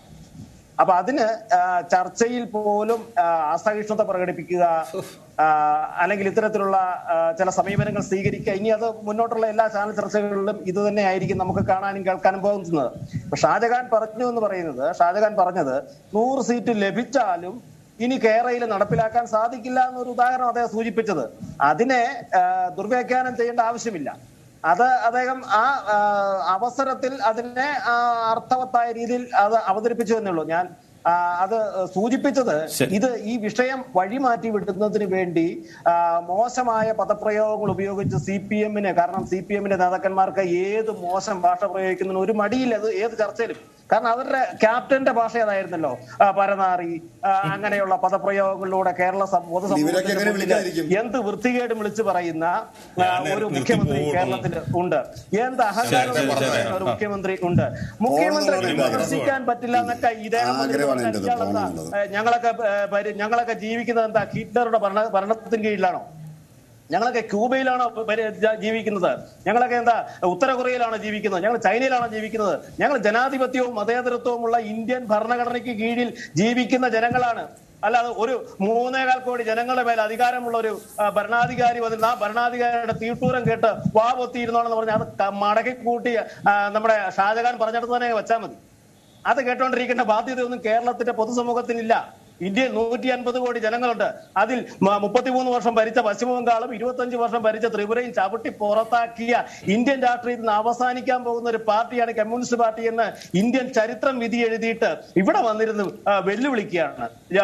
പിണറായി വിജയനെ വിമർശിക്കാൻ പാടില്ല, ഭയങ്കര ദൈവമാണ്. ദൈവം നിങ്ങൾക്ക് ദൈവമായിരിക്കും, നിങ്ങളുടെ രാജാവായിരിക്കും, അത് നിങ്ങൾ അനുസരിച്ചോണം. അത് മുഴുവൻ കേരളത്തിന്റെ ജനതയുടെ മേൽ അടിച്ചേൽപ്പിക്കാൻ ശ്രമിച്ചാൽ അത് വെറും വ്യാമോഹം മാത്രമാണ്. കാരണം അത് ജനാധിപത്യ മര്യാദയുടെ ഭാഗമല്ല, കമ്മ്യൂണിസത്തിന്റെ ഭാഗമാണ് ഈ ഹിറ്റ്ലറിസവും ഈ വ്യാഖ്യാനം വെക്കുന്നത്. നമുക്ക് ചർച്ച ചെയ്യപ്പെടേണ്ട വിഷയം അതല്ലല്ലോ. ഇവിടെ കേരളിനെ കുറിച്ചാണ്. കേരള എന്ന് പറയുന്ന ആ വിഷയത്തില് ഇപ്പോൾ CPM എടുത്തിരിക്കുന്ന ഈ നയം എന്ന് പറയുന്നത് CPM പുറകോട്ട് പോകണം. കാരണം കേന്ദ്ര അനുമതി ലഭിക്കില്ല എന്ന് ഉത്തമ ബോധ്യമായിട്ടുണ്ട്. കേന്ദ്ര അനുമതി ഈ കേരളിന് കിട്ടില്ല എന്ന് ഉത്തമ ബോധ്യം പിണറായി വിജയന് കിട്ടിയിട്ടുണ്ട്, ലഭിച്ചിട്ടുണ്ട്. അതുകൊണ്ട് തന്നെയാണ് പിണറായി വിജയൻ പടിപടിയായി പിന്നോട്ട് പോകുന്നത്. അതല്ലാതെ വെറുതെയുള്ള ഒരു പിന്നോട്ട് പോക്കലൊന്നുമല്ല. ഇത് അവസാനം വേണ്ട എന്ന് വെക്കും പിണറായി വിജയൻ. കാരണം ഇത് മുമ്പ് ഷാജഹാൻ സൂചിപ്പിച്ചതുപോലെ കേരളത്തിന്റെ ധനസ്ഥിതി എന്ന് പറയുന്നത് നിങ്ങൾ ഉദ്ദേശിക്കുന്നത് പോലെയല്ല. കേരളത്തിന്റെ ധനസ്ഥിതി എന്ന് പറഞ്ഞ വലിയ ദൂരവ്യാപക വിപത്തിലേക്ക് നടന്നു നീങ്ങിക്കൊണ്ടിരിക്കുകയാണ്. വലിയ ദൂരവ്യാപകമായ വിപത്തിലേക്കാണ് നടന്നു നീങ്ങാൻ പോകുന്നത്. അത്രയേറെ അതിസങ്കീർണ സങ്കീർണമായി കേരളത്തിന്റെ സാമ്പത്തിക ധനസ്ഥിതി മോശമായിരിക്കുകയാണ്. അതിന് പരിഹാരം കാണുവാൻ ഒരു തരത്തിലും ഈ ഭരണകൂടത്തിന് സാധിക്കില്ല. കാരണം അത്രയേറെ അപക്വമായ തീരുമാനങ്ങളും അപക്വമായ നടപടികളും കൊണ്ട് കേരളത്തിന്റെ സാമ്പത്തിക മേഖല തകർന്ന് തരിപ്പണമായി. തദ്ദേശ സ്വയംഭരണ സ്ഥാപനങ്ങളെ പോലും തകർക്കുന്ന രീതിയിലേക്ക് സാമ്പത്തിക നയത്തിന്റെ മാറ്റം വരുത്തിയിരിക്കുന്നു. കേരളത്തിൽ ഏറ്റവും അടിയന്തര ഞാൻ ബിനുവിനോട് മുമ്പ് സൂചിപ്പിച്ചിട്ടുണ്ട്, ഏറ്റവും കൂടുതൽ കേരളത്തിലെ ജനങ്ങൾക്ക് വേണ്ട പദ്ധതി പോലും മരവിപ്പിച്ച സർക്കാരാണ് കഴിഞ്ഞ 5 വർഷക്കാലമായി. തദ്ദേശ സ്വയംഭരണ സ്ഥാപനങ്ങൾക്ക് ഇവർ ലൈഫ് കൊട്ടിഘോഷിക്കുന്ന ലൈഫ് പദ്ധതിയിൽ 1 രൂപ നീക്കിവെക്കാൻ സാധിക്കാത്ത ഭരണകൂടമാണ് വന്നിരുന്ന് വീമ്പിളക്കുന്നത്. ഇവിടെ ഇഷ്ടം പോലെ സമ്പത്തുണ്ട്. പിണറായി വിജയൻ അതിമാനുഷികനാണ്, ബക്കറ്റ് പിരിവെടുത്ത് ഞങ്ങൾ കേരളത്തെ സംരക്ഷിക്കുമെന്നൊക്കെ പറഞ്ഞാൽ കേരളത്തിന്റെ ധനസ്ഥിതിയും കേരളത്തിന്റെ സാമൂഹിക പശ്ചാത്തലങ്ങൾ മുഴുവൻ തകർന്നിരിക്കുകയാണ്. കോഴിക്കോട് ഒരു പാലം തകർന്നു വീണല്ലോ, എന്താ കേസെടുക്കാത്തത്? മരുമകന്റെ പേര് കേസെടുക്കേണ്ടതല്ലേ? കോഴിക്കോട് ഒരു പാലം തകർന്നു വീണില്ലേ? ശരി ഹാഫിസ്, നമുക്ക് ഹാഫിസ് ഈ കേന്ദ്രാനുമതി ലഭിക്കില്ല എന്ന്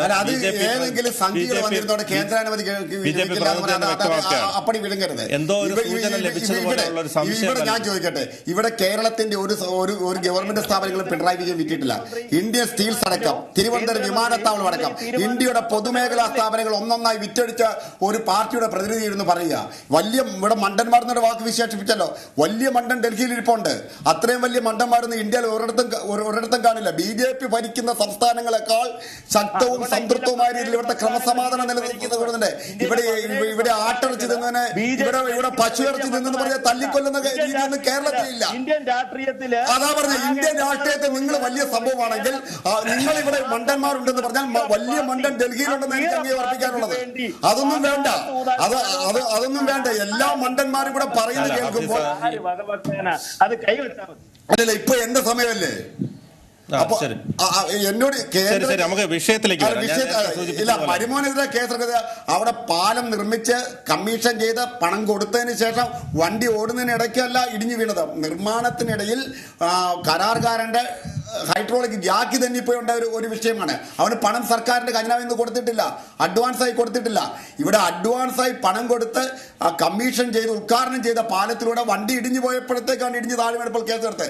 മുസ്ലിം ലീഗ് കാണിച്ച അഴിമതിക്ക് ചന്ദ്രികയ്ക്ക് വേണ്ടി 10 കോടി സമ്പാദിച്ചുവെന്ന് വിജിലൻസ് കണ്ടെത്തിയ കേസിൽ മുസ്ലിം ലീഗുകാരനായ പ്രതി അറസ്റ്റ് ചെയ്തതിന്, മുസ്ലിം ലീഗിന്റെ മന്ത്രി അറസ്റ്റ് ചെയ്തതിന് BJP-ക്കാരൻ കരയുന്നത് എന്തിനാണ്? അതുകൊണ്ട് കാര്യങ്ങളിലേക്ക് വരാം. അവിടെ ക്രമക്കേട് നടന്നിട്ടുണ്ടെങ്കിൽ ഇപ്പൊ എത്ര വലിയവനായാലും കേസെടുക്കും. ആ കാര്യത്തിൽ ഒരു മാറ്റവുമില്ല. നമ്മുടെ വിഷയത്തിലേക്ക് തന്നെ മടങ്ങി വരാം. കേന്ദ്ര ഗവൺമെന്റ് അനുമതി കൊടുത്തില്ല എന്നൊന്നും പറഞ്ഞാൽ ഇവിടെ കൃത്യമായ കാര്യങ്ങളിൽ ഇവിടുത്തെ BJP നേതൃത്വം, ഇവിടുത്തെ സംഘ നേതൃത്വം, ഇവിടുത്തെ ഇവരുടെ എല്ലാ കൂട്ടുകക്ഷികള് ഇവരൊക്കെ പറഞ്ഞ് നടക്കില്ല എന്ന് പറഞ്ഞ് എത്രയോ കാര്യങ്ങൾ കഴിഞ്ഞ 6 വർഷക്കാലം കേന്ദ്ര അനുമതിയോട് ആവശ്യമുള്ളവർ കേന്ദ്ര അനുമതിയോട് തന്നെ നടത്തിക്കഴിഞ്ഞു. കേന്ദ്ര അനുമതി ആവശ്യമില്ലാത്ത കാര്യത്തിന് കേന്ദ്ര അനുമതി ഇല്ലാതെ നടത്തി കഴിഞ്ഞു. ഇനി അനുമതി കിട്ടാത്ത കാര്യങ്ങൾ ബഹുമാനപ്പെട്ട നീതിന്യായ കോടതിയുടെ അനുമതിയോട് ഈ പറയുന്ന സർവേ അടക്കം നടത്തിക്കൊണ്ടിരിക്കുന്നു. ഇപ്പോൾ ഇവിടെ മൈതാന പ്രസംഗം നടത്തിയ BJP-യുടെ പ്രതിനിധി പറഞ്ഞു, കോൺഗ്രസിന്റെ പ്രതിനിധി പറഞ്ഞു. എന്താ പറഞ്ഞത്? ഇവിടെ കേരളയിൽ നിന്ന് സർക്കാർ ഇവിടെ നടപ്പിലാക്കി. ഇവിടെ ആകെക്കൂടെ വന്നിരിക്കുന്ന മാറ്റം നമ്മുടെ അലൈൻമെന്റ് നിശ്ചയിക്കുന്ന കാര്യത്തിൽ നമുക്ക് GPS ടാഗിങ് വന്നിരിക്കുന്നു. അപ്പോൾ ഇവിടെ ആരുടെയൊക്കെ വസ്തു പോകും, ആരുടെയൊക്കെ വസ്തു പോകത്തില്ല എന്ന കാര്യത്തിൽ സംശയമൊന്നും വേണ്ട. കൃത്യമായി വില്ലേജ് ഓഫീസുകൾ വഴി വ്യക്തമായി ബന്ധപ്പെട്ട വസ്തു ഉടമസ്ഥരെ അറിയിച്ച് അർഹമായ നഷ്ടപരിഹാരം നൽകി നാട്ടിൽ വികസനം വരുന്നത് എന്തിനാണ് അസഹിഷ്ണുത കാണിക്കുന്നത്? നാട് വളരട്ടെ, എത്രയോ പേർക്ക് തൊഴിലവസരങ്ങൾ കിട്ടുന്നു, എത്രയോ വേഗത്തിൽ കേരളം മുന്നോട്ട് പോകുന്നു. അതല്ലേ നമ്മൾ കാണേണ്ടത്. അതിന് പകരം കൊണ്ടുവന്ന പദ്ധതിക്ക് ഇവിടെ കേരളത്തിൽ പിണറായി വിജയൻ തീരുമാനിച്ചത് ഇവിടെ ആറ്റം ബോംബ് ഫാക്ടറി നിർമ്മിക്കാമെന്നല്ല, ഇവിടെ രാസായുധം പുറത്തു പോകുന്ന രീതിയിലുള്ള ഒരു കമ്പനി നിർമ്മിക്കാമെന്നല്ല. ഇവിടെ തീരുമാനിച്ചിരിക്കുന്ന കേരളം 520 കിലോമീറ്റർ നീളത്തിൽ തിരുവനന്തപുരത്തും കാസർഗോഡ് കിടക്കുന്ന ജനങ്ങളെ തമ്മിൽ ബന്ധിപ്പിക്കുന്ന രീതിയിൽ അതിവേഗ സിൽവർ ലൈൻ പാത കൊണ്ടുവരുന്നു. ജനങ്ങൾക്ക് സ്വീകാര്യമായ രീതിയിൽ, സാധാരണക്കാരന് പ്രാപ്യമായ രീതിയിൽ ബഡ്ജറ്റ് നിരക്കിൽ ടിക്കറ്റ് വരുത്തുന്നു. അതിൽ ആർക്കാണ് ബുദ്ധിമുട്ട്? നിങ്ങൾ അതുപോലെ ക്ഷമ കാണിക്കും. ഇവിടെ ഈ ചർച്ചയ്ക്ക് ഞാൻ പറഞ്ഞു, ഇവിടെ 25 മുസ്ലിം ലീഗ് പ്രവർത്തകരെയാണ്, തീവ്രവാദികളെയാണ് ഇവിടുത്തെ കോടതി ജയിലിൽ. നിങ്ങൾ ആ കാര്യം പോലും ചർച്ചയ്ക്കെടുക്കാതെ ഈ നിസ്സാര കാര്യം, ഒരു ചെറിയ അലൈൻമെന്റ് ഏത് രീതിയിൽ നടത്തണമെന്ന് സർക്കാരിൽ നിശബ്ദമായിരിക്കുന്ന കാര്യമാണ്. ആ നിശബ്ദമായിരിക്കുന്ന കാര്യം നടപ്പിലാക്കുന്നതിന് നിങ്ങൾ അസഹിഷ്ണുക്കളെ സഹകരിക്കുകയാണ് വേണ്ടത്. ഒരു സംശയം വേണ്ട. അത് നടപ്പിലാക്കുമെന്ന് പറഞ്ഞാൽ നടപ്പിലാക്കിയിരിക്കും. അത് ഷാജഹാൻ അറിയാം. ആ മറ്റുള്ള പ്രിയപ്പെട്ട എൻ്റെ BJPയുടെ പ്രതിനിധിയോടും യൂത്ത് കോൺഗ്രസിന്റെ നേതാവിനോടും വളരെ വിനയസ്വരത്തിൽ പറയാനുള്ളത്, ഈ തെരഞ്ഞെടുപ്പ് സമയത്ത് പുകമറ സൃഷ്ടിക്കാൻ ശ്രമിക്കരുത്. ഇവിടെ ഇരിക്കുന്ന ഇടതുപക്ഷ സഹകരണ CPM പ്രവർത്തനമല്ല. നിങ്ങൾക്ക് CPMനെതിരെ എന്തെങ്കിലും പറയാനുണ്ടെങ്കിൽ CPM നേതാക്കന്മാരിരിക്കുന്ന രീതിയിൽ പറഞ്ഞാൽ അവർ കൃത്യമായി മറുപടി നൽകും. ശരി, അബിൻ, ഇവിടെ അദ്ദേഹം സൂചിപ്പിച്ചതുപോലെ തന്നെ സംസ്ഥാനത്തിന്റെ വികസനം വരുന്ന ഒരു പദ്ധതിക്ക് എതിര് നിൽക്കുന്നതിന് കാരണം ഇത് കല്ലിടൽ മാത്രമാണ് ഒഴിവാക്കിയത്. സർവേ അതിന്റെ നിശ്ചയിച്ച രീതിയിൽ തന്നെ നടത്തും. അതോടൊപ്പം തന്നെ മുഖ്യമന്ത്രി പിണറായി വിജയൻ ആദ്യ ദിവസം തന്നെ പറഞ്ഞിരിക്കുന്നത് കേരളയിൽ വരും എന്ന് തന്നെയാണ്. എന്താണ് പറയാനുള്ളത്? അല്ല, ഇതിനകത്ത് ഇടതു പ്രതിനിധി പലപ്പോഴും ഈ ചർച്ചയിൽ നിന്നും വഴിതെറ്റി പോകാനാണ് ശ്രമിക്കുന്നത്. അപ്പോ പൊതുവിൽ പൊതുമാന്യത കാത്തു സൂക്ഷിക്കേണ്ടതുള്ളത് കൊണ്ടാണ് അതിന് മറുപടി പറയാൻ തൃപ്തം കാണിക്കുന്നത്. അത് ഒരു വാക്കുണ്ട്, പിണറായി വിജയനെ വിമർശിക്കാൻ നിങ്ങൾ ആരാ? അല്ല, അതൊന്നും ഒരു ചർച്ചയ്ക്ക് ഭൂഷണമായ വാക്കുകളാണോ? പിണറായി വിജയൻ ആരാ? മഹാരാജാവാണോ? രാജാധികാരമാണോ അദ്ദേഹത്തിന് ലഭിച്ചിരിക്കുന്നത്? കേരളത്തിലെ ഏത് സാധാരണക്കാരനും കേരളത്തിന്റെ മുഖ്യമന്ത്രിയെ വിമർശിക്കാനും അദ്ദേഹത്തിന്റെ തെറ്റുകൾ ചൂണ്ടിക്കാണിക്കാനുമുള്ള അവകാശവും അധികാരവും ഉണ്ട്. അതാണ് ജനാധിപത്യം. ആ ഒരു ചർച്ചയിൽ കൊണ്ട് അത്തരത്തിലുള്ള വാദഗതികൾ ഉന്നയിക്കുക, 24 മണിക്കൂർ മുസ്ലിം ലീഗിനെ കുറ്റം പറയുക, കൊലപാതക രാഷ്ട്രീയത്തെ പറ്റിയാണെങ്കിൽ ബിനു ഞാൻ വെല്ലുവിളിക്കുകയാണ്, ആ ഒരു ചർച്ച വയ്ക്കൂ, നമുക്ക് ചർച്ച ചെയ്യാം, മണിക്കൂർ ചർച്ച ചെയ്യാം. പക്ഷെ അത് ഈ ചർച്ചയിൽ ഇടകലർത്തി ഈ കല്ല് ഇടിയിൽ നിർത്തിയതിന്റെ അപമാനമൊക്കെ മാറ്റിക്കളയാം എന്ന് പറഞ്ഞാൽ അത് നടക്കില്ല. അതുകൊണ്ട് തന്നെ വളരെ വേഗം ഈ വിഷയത്തിലേക്ക് തന്നെ ഞാൻ മടങ്ങി വരികയാണ്. കേരളത്തിന്റെ പൊതുസമൂഹത്തെ സാക്ഷി നിർത്തി ഞങ്ങൾ ചോദിക്കുന്ന ഒരു ചോദ്യമുണ്ട്. അതായത് ഈ നിരവധി കല്ലിടുന്ന സ്ഥലങ്ങളിൽ നേരിട്ട് ആ ദയനീയമായ ക്രൂരമായ ചിത്രം കണ്ട ഒരാളാണ് ഞാൻ. ചാനൽ ചർച്ചകൾ വഴി അല്ലെങ്കിൽ ചാനൽ ചിത്രങ്ങൾ വഴിയല്ല, നേരിട്ട് കണ്ട ഒരാളാണ് ഞാൻ. 70-80 വയസ്സ് പ്രായമുള്ള വൃദ്ധർ താമസിക്കുന്ന വീടുകളിൽ എങ്ങനെ ഈ കല്ലിടാൻ പോകുന്നതെന്നറിയോ? 100 കണക്കിന് പോലീസുകാരാണ് പോകുന്നത്. ലാത്തി, തോക്ക്, ഗ്രനേഡ്, ജലപീരങ്കി, കണ്ണീർ വാതകം, ആംബുലൻസുകൾ, ഫയർ എഞ്ചിനുകൾ, ഇടിവണ്ടികൾ. ഇതെന്താ യുദ്ധമാണോ? ശത്രു രാജ്യത്തെ നേരിടുന്നത് പോലെ സമാനതകളില്ലാത്ത ഭീകരത സൃഷ്ടിച്ചുകൊണ്ട് കേരളത്തിലെ സാധാരണക്കാരനെ കുടിയിറക്കാനാണ് ഒരു സർക്കാർ ശ്രമിച്ചത്. അതിന്റെ ആദ്യ ഘട്ടത്തിലുള്ള വലിയ പരാജയമാണ് ഈ കല്ലിടിയിൽ ഇവർക്ക് നിർത്തേണ്ടി വന്നത്. പക്ഷെ കല്ലിടിയിൽ നിർത്തുമ്പോഴും ഞങ്ങൾ ഈ സർക്കാരിനോട് ചോദിക്കുന്ന ഒരു ചോദ്യമുണ്ട്. അതായത് മറ്റൊന്നുമല്ല, എന്തിനായിരുന്നു നിങ്ങൾ ഈ ക്രൂരത കാണിച്ചത്? ഇതിനാരാണ് മറുപടി പറയുന്നത്? നിങ്ങൾ കാണിച്ച ക്രൂരതകൾക്ക് ഇന്നത്തെ മലയാള മനോരമ പത്രത്തിൽ റോസ്ലിൻ എന്ന് പറയുന്ന മാടപ്പള്ളിയിലെ സ്ത്രീ പറയുന്നുണ്ട്. ഞാൻ ആ പഴയ വീഡിയോ, അവരെ തെരുവിലൂടെ വലിച്ചഴച്ച, സ്ത്രീ സുരക്ഷയുടെ പേര് പറഞ്ഞ് അധികാരത്തിലെത്തിയ ഒരു സർക്കാരാണ് കേരളത്തിൽ സ്ത്രീകളെ കേരളിന്റെ പേരിൽ തെരുവിലൂടെ വലിച്ചഴച്ചത്. അവര് പറയുകയാണ്, ഞാൻ ആ വീഡിയോ എന്നും കാണും, കാരണം എന്റെ മനസ്സിലെ തീ കെട്ടുപോകാതിരിക്കാനാണ് ഞാൻ കാണുന്നതെന്ന് ഒരു സാധാരണക്കാരിയായ സ്ത്രീ പറയുകയാണ്. അവര് കോൺഗ്രസ് അല്ല, UDF അല്ല. അപ്പൊ അത്തരത്തിൽ ഉള്ള ഇവിടെ നടത്തിയ ക്രൂരതകൾക്ക് ആരാണ് മറുപടി പറയുന്നത്? തിരുവനന്തപുരത്ത് നമ്മൾ കണ്ടതാണ്. CPMകാരനായ പോലീസുകാരൻ കോൺഗ്രസ് പ്രവർത്തകരുടെ നാഭിക്ക് ചവിട്ടുകയാണ്. കണ്ണൂരിൽ കണ്ടതാണ്. CPMകാർ ഈ കേരളയിൽ സമരക്കാരെ ക്രൂരമായി മർദ്ദിക്കുകയാണ്. ഈ ചെങ്ങന്നൂരിൽ അടക്കം സമീപ പ്രദേശങ്ങളിൽ നമ്മൾ കണ്ടു. ഒരു മന്ത്രി പോയി, സജി ചെറിയാൻ എന്ന് പറയുന്ന മന്ത്രി പോയി 2 സെന്റുകാരന്റെയും 3 സെന്റുകാരന്റെയും വീട്ടിൽ കല്ലിടുകയാ. ഇനി ഇയാൾ എന്ത് ചെയ്യും? ആ കല്ല് ആര് ഊരിക്കളയും? ഇയാള് തിരിച്ചു വന്ന് ഊരുവോ? ഇല്ലല്ലോ. അപ്പൊ അത്തരത്തിൽ ഞാൻ അടക്കമുള്ള പൊതുപ്രവർത്തകരുടെ പേരിൽ 100 കണക്കിന് കേസുകൾ ചാർജ് ചെയ്തിട്ടുണ്ട്. കേരളത്തിൽ ഇതിനെ എതിർത്ത, തന്റെ കിടപ്പാടം നഷ്ടപ്പെടാതിരിക്കാൻ പ്രതിരോധം തീർത്ത സാധാരണക്കാരുടെ പേരിൽ 100 കണക്കിന് കേസുകൾ രജിസ്റ്റർ ചെയ്തിട്ടുണ്ട്. അത് അടിയന്തരമായി പിൻവലിക്കാൻ ഈ സർക്കാർ തയ്യാറാകുമോ? കല്ലിടിയിൽ നിർത്തിയ സാഹചര്യത്തിൽ അത് സർക്കാർ പറയാൻ തയ്യാറാകണ്ടേ? പൂർത്തിയായിക്കോട്ടെ, ഒറ്റ സെക്കൻഡ് പൂർത്തിയായിക്കോട്ടെ. അതുപോലെ തന്നെ കേരളത്തിലെ 530 കിലോമീറ്റർ ദൂരത്തിൽ ഏകദേശം 190 കിലോമീറ്റർ ആണ് കല്ലിട്ടതെന്ന് കൃത്യമായി പറയുന്നു. ഏകദേശം 6500 കല്ലുകൾ ഇട്ടെന്ന് പറയുന്നു. ഈ 6500 കല്ലുകൾ ഇട്ടതിന് എത്ര രൂപയാണ് ചെലവായത്? അതാര് സഹിക്കും? അത് ഈ സർക്കാർ പറയണ്ടേ? ലക്ഷക്കണക്കിന് രൂപ മുടക്കിയാണ് ഈ 6500 കല്ലുകൾ ഇട്ടത്. ആ കല്ലിന്റെ പേരിൽ പോലും കമ്മീഷൻ അടിച്ചൊരു സർക്കാരാണ് ഇന്ന് കേരളം ഭരിക്കുന്നത്. അവര് കല്ലടിയിൽ നിർത്തി എന്ന് ഒരു പ്രസ്താവന ഇറക്കിയാൽ അല്ലെങ്കിൽ ഒരു ഓർഡർ ഇറക്കിയാൽ തീരുന്നതല്ല. അതിന് പിന്നിലുണ്ടായ ബുദ്ധിമുട്ടുകൾ, അതിന് പിന്നിലുണ്ടായ അതിക്രമങ്ങൾ, സാമൂഹിക ആഘാത പഠനത്തിന്റെ പേരിൽ കേരളത്തിൽ നടത്തിയത് സാമൂഹിക അതിക്രമങ്ങളല്ലേ കേരളത്തിൽ നടത്തിയത്. ഒരു കാര്യം കൂടി ഞാൻ പറയുകയാണ്, സർക്കാരും പിണറായിയും കല്ലടിയിൽ നിർത്തിയിട്ടുണ്ടാവും, പക്ഷേ തൃക്കാക്കര ഫലം വരുന്നതോടുകൂടി പിണറായി സർക്കാരിന്റെ ശവക്കല്ലറയിലെ കല്ലടിയിൽ കേരളത്തിലെ ജനങ്ങൾ ആരംഭിക്കും എന്ന് പറയാൻ ഈ ചർച്ചയിൽ ഞാൻ അവസരം ഉപയോഗിക്കുകയാണ്. ശരി, ശ്രീ കെ എം ഷാജാൻ, ഇതിന്റെ നിയമവശം കൂടി പരിശോധിക്കേണ്ടതുണ്ട്. കാരണം കല്ലിടലുമായി ബന്ധപ്പെട്ട കേസുകളാണ് പിൻവലിക്കില്ലെന്ന് പറഞ്ഞത്. കല്ലിടൽ നിർത്തിയിരിക്കുന്നു. സ്വാഭാവികമായി അതിന്റെ ഒരു സംശയം അവശേഷിക്കുന്നു. എന്താണ് പറയാനുള്ളത്? അല്ല, നിയമപരമായി ഇത് ഞാൻ പറഞ്ഞല്ലോ, ഒരു തെല്ലെങ്കിലും ആർജവമോ പ്രതിബദ്ധതയോ, ഇതിനകത്ത് ധാർമ്മികതയാണ് ഞാൻ ആദ്യം പറഞ്ഞത്, നിയമത്തിലേക്ക് പിന്നീട് വരാം. തെല്ലെങ്കിലും ആർജവമോ പ്രതിബദ്ധതയോ ജനങ്ങളോടുള്ള ഗവൺമെന്റ് ആണെങ്കിൽ ഞാൻ നേരത്തെ തുടക്കത്തിൽ പറഞ്ഞ പോലെ കൈകൂപ്പി നിന്ന്, ഇപ്പൊ കോൺഗ്രസിന്റെ പ്രതി പറഞ്ഞ പോലെ കൈകൂപ്പി നിന്ന് ഞങ്ങൾക്ക് തെറ്റുപറ്റിപ്പോയി എന്ന് പറയേണ്ടതാണ്. പക്ഷേ ഈ ഗവൺമെന്റിന്റെ സ്വഭാവം എന്താണ് എന്നുള്ളത് നമുക്കറിയാം. അതുകൊണ്ട് അവരിൽ നിന്ന് അതൊന്നും പ്രതീക്ഷിക്കുന്നതിൽ യാതൊരു അർത്ഥവുമില്ല. രണ്ട്, കോൺഗ്രസിന്റെ പ്രതി പറഞ്ഞ വേറൊരു കാര്യമുണ്ട്. എന്താണ്? കല്ലിടലിന്റെ പേരിൽ പോലും കമ്മീഷൻ തട്ടുന്നവരാണ് ഇവര്. ഒരു കല്ലിന് 4000 രൂപ വെച്ച് മേടിച്ചു എന്നാ പറഞ്ഞത്. ഇന്ന് ഞാൻ പത്രത്തിൽ കണ്ടെന്ന് പറഞ്ഞു കഴിഞ്ഞാൽ കല്ലിടുന്നതിന് എന്താണ് ഓർഡർ എടുത്തൊരു കമ്പനി, കണ്ണൂരിലുള്ള ഏതൊരു കമ്പനി, അത് മറ്റേ കാരുടെയെങ്കിലും ഒക്കെ അച്ഛൻ്റെ മച്ചമ്മിലൊക്കെ കമ്പനി ആയിരിക്കും, അവർക്ക് 30 ലക്ഷം രൂപ കൊടുക്കാനുണ്ടെന്നാണ് പറയുന്നത്.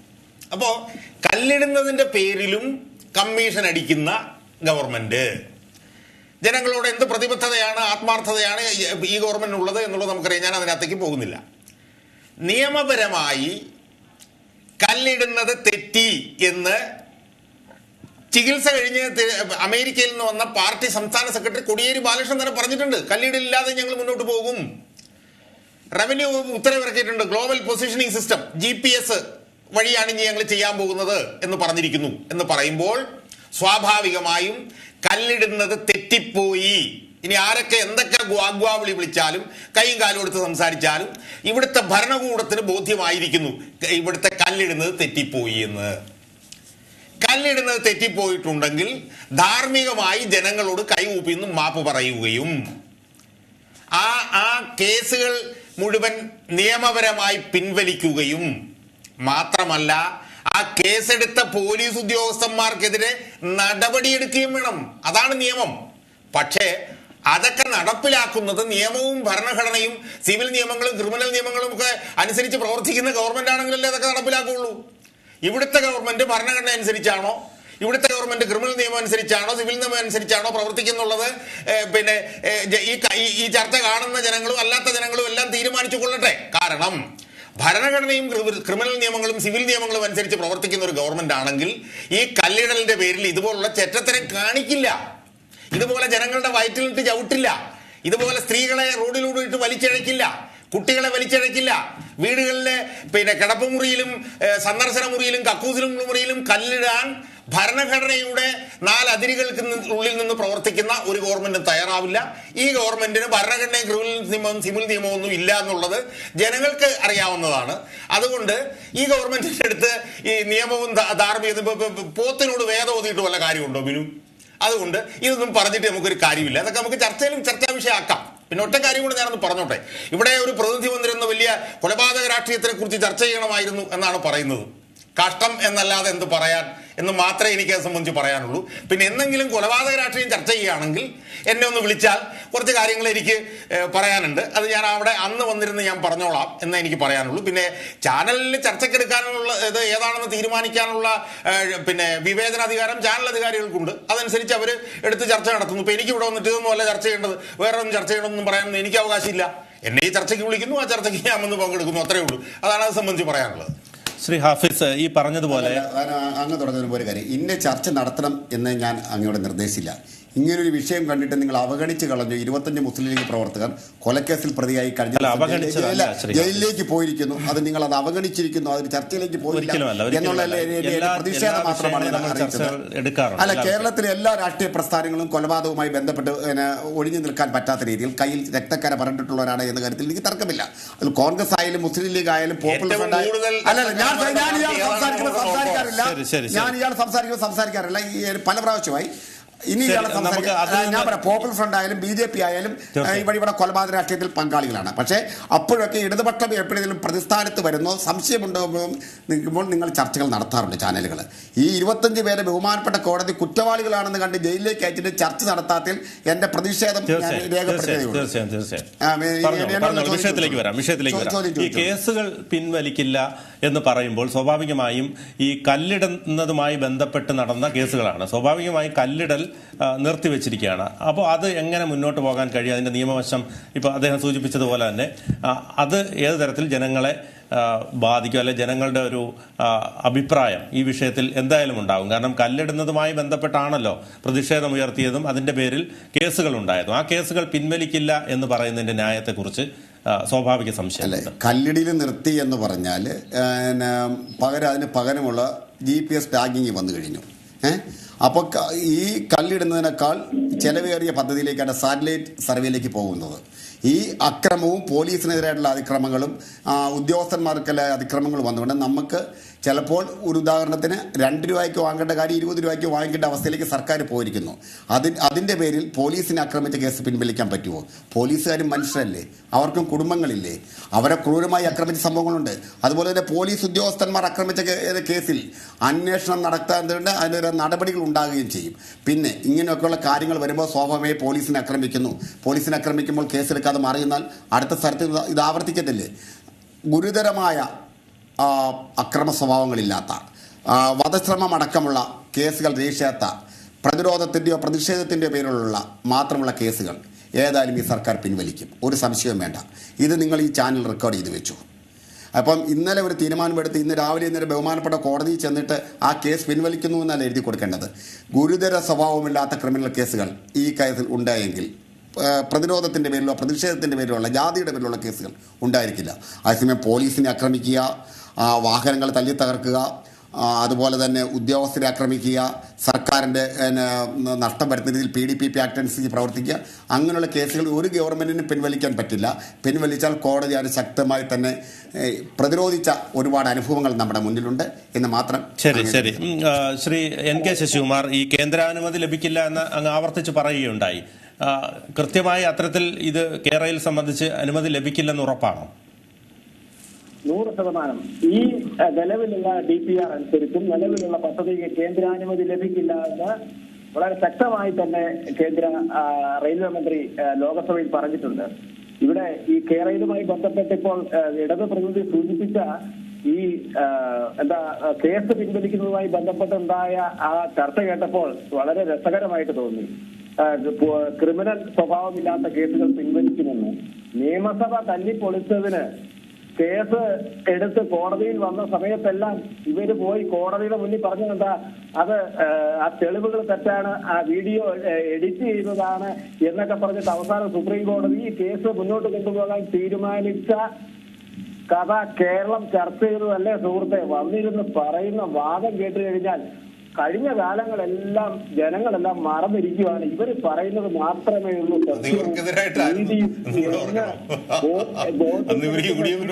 ജനങ്ങളെ വെറും മണ്ടന്മാരാക്കി സംസാരിക്കുന്ന ഒരു സ്ഥിരം ശൈലിയുടെ പ്രയോഗം മാത്രമാണ്. കേരളത്തിൽ നിങ്ങൾ നടത്തിയ ക്രിമിനൽ സ്വഭാവമുള്ള കാര്യങ്ങൾ ഇവിടെ 25 പേരുടെ ഇത് ചർച്ച ചെയ്യണമെന്ന് പറഞ്ഞു. ആ ക്രിമിനൽ സ്വഭാവമുള്ള ആളുകളുടെ ചർച്ച ചെയ്യണമെന്ന് പറഞ്ഞു.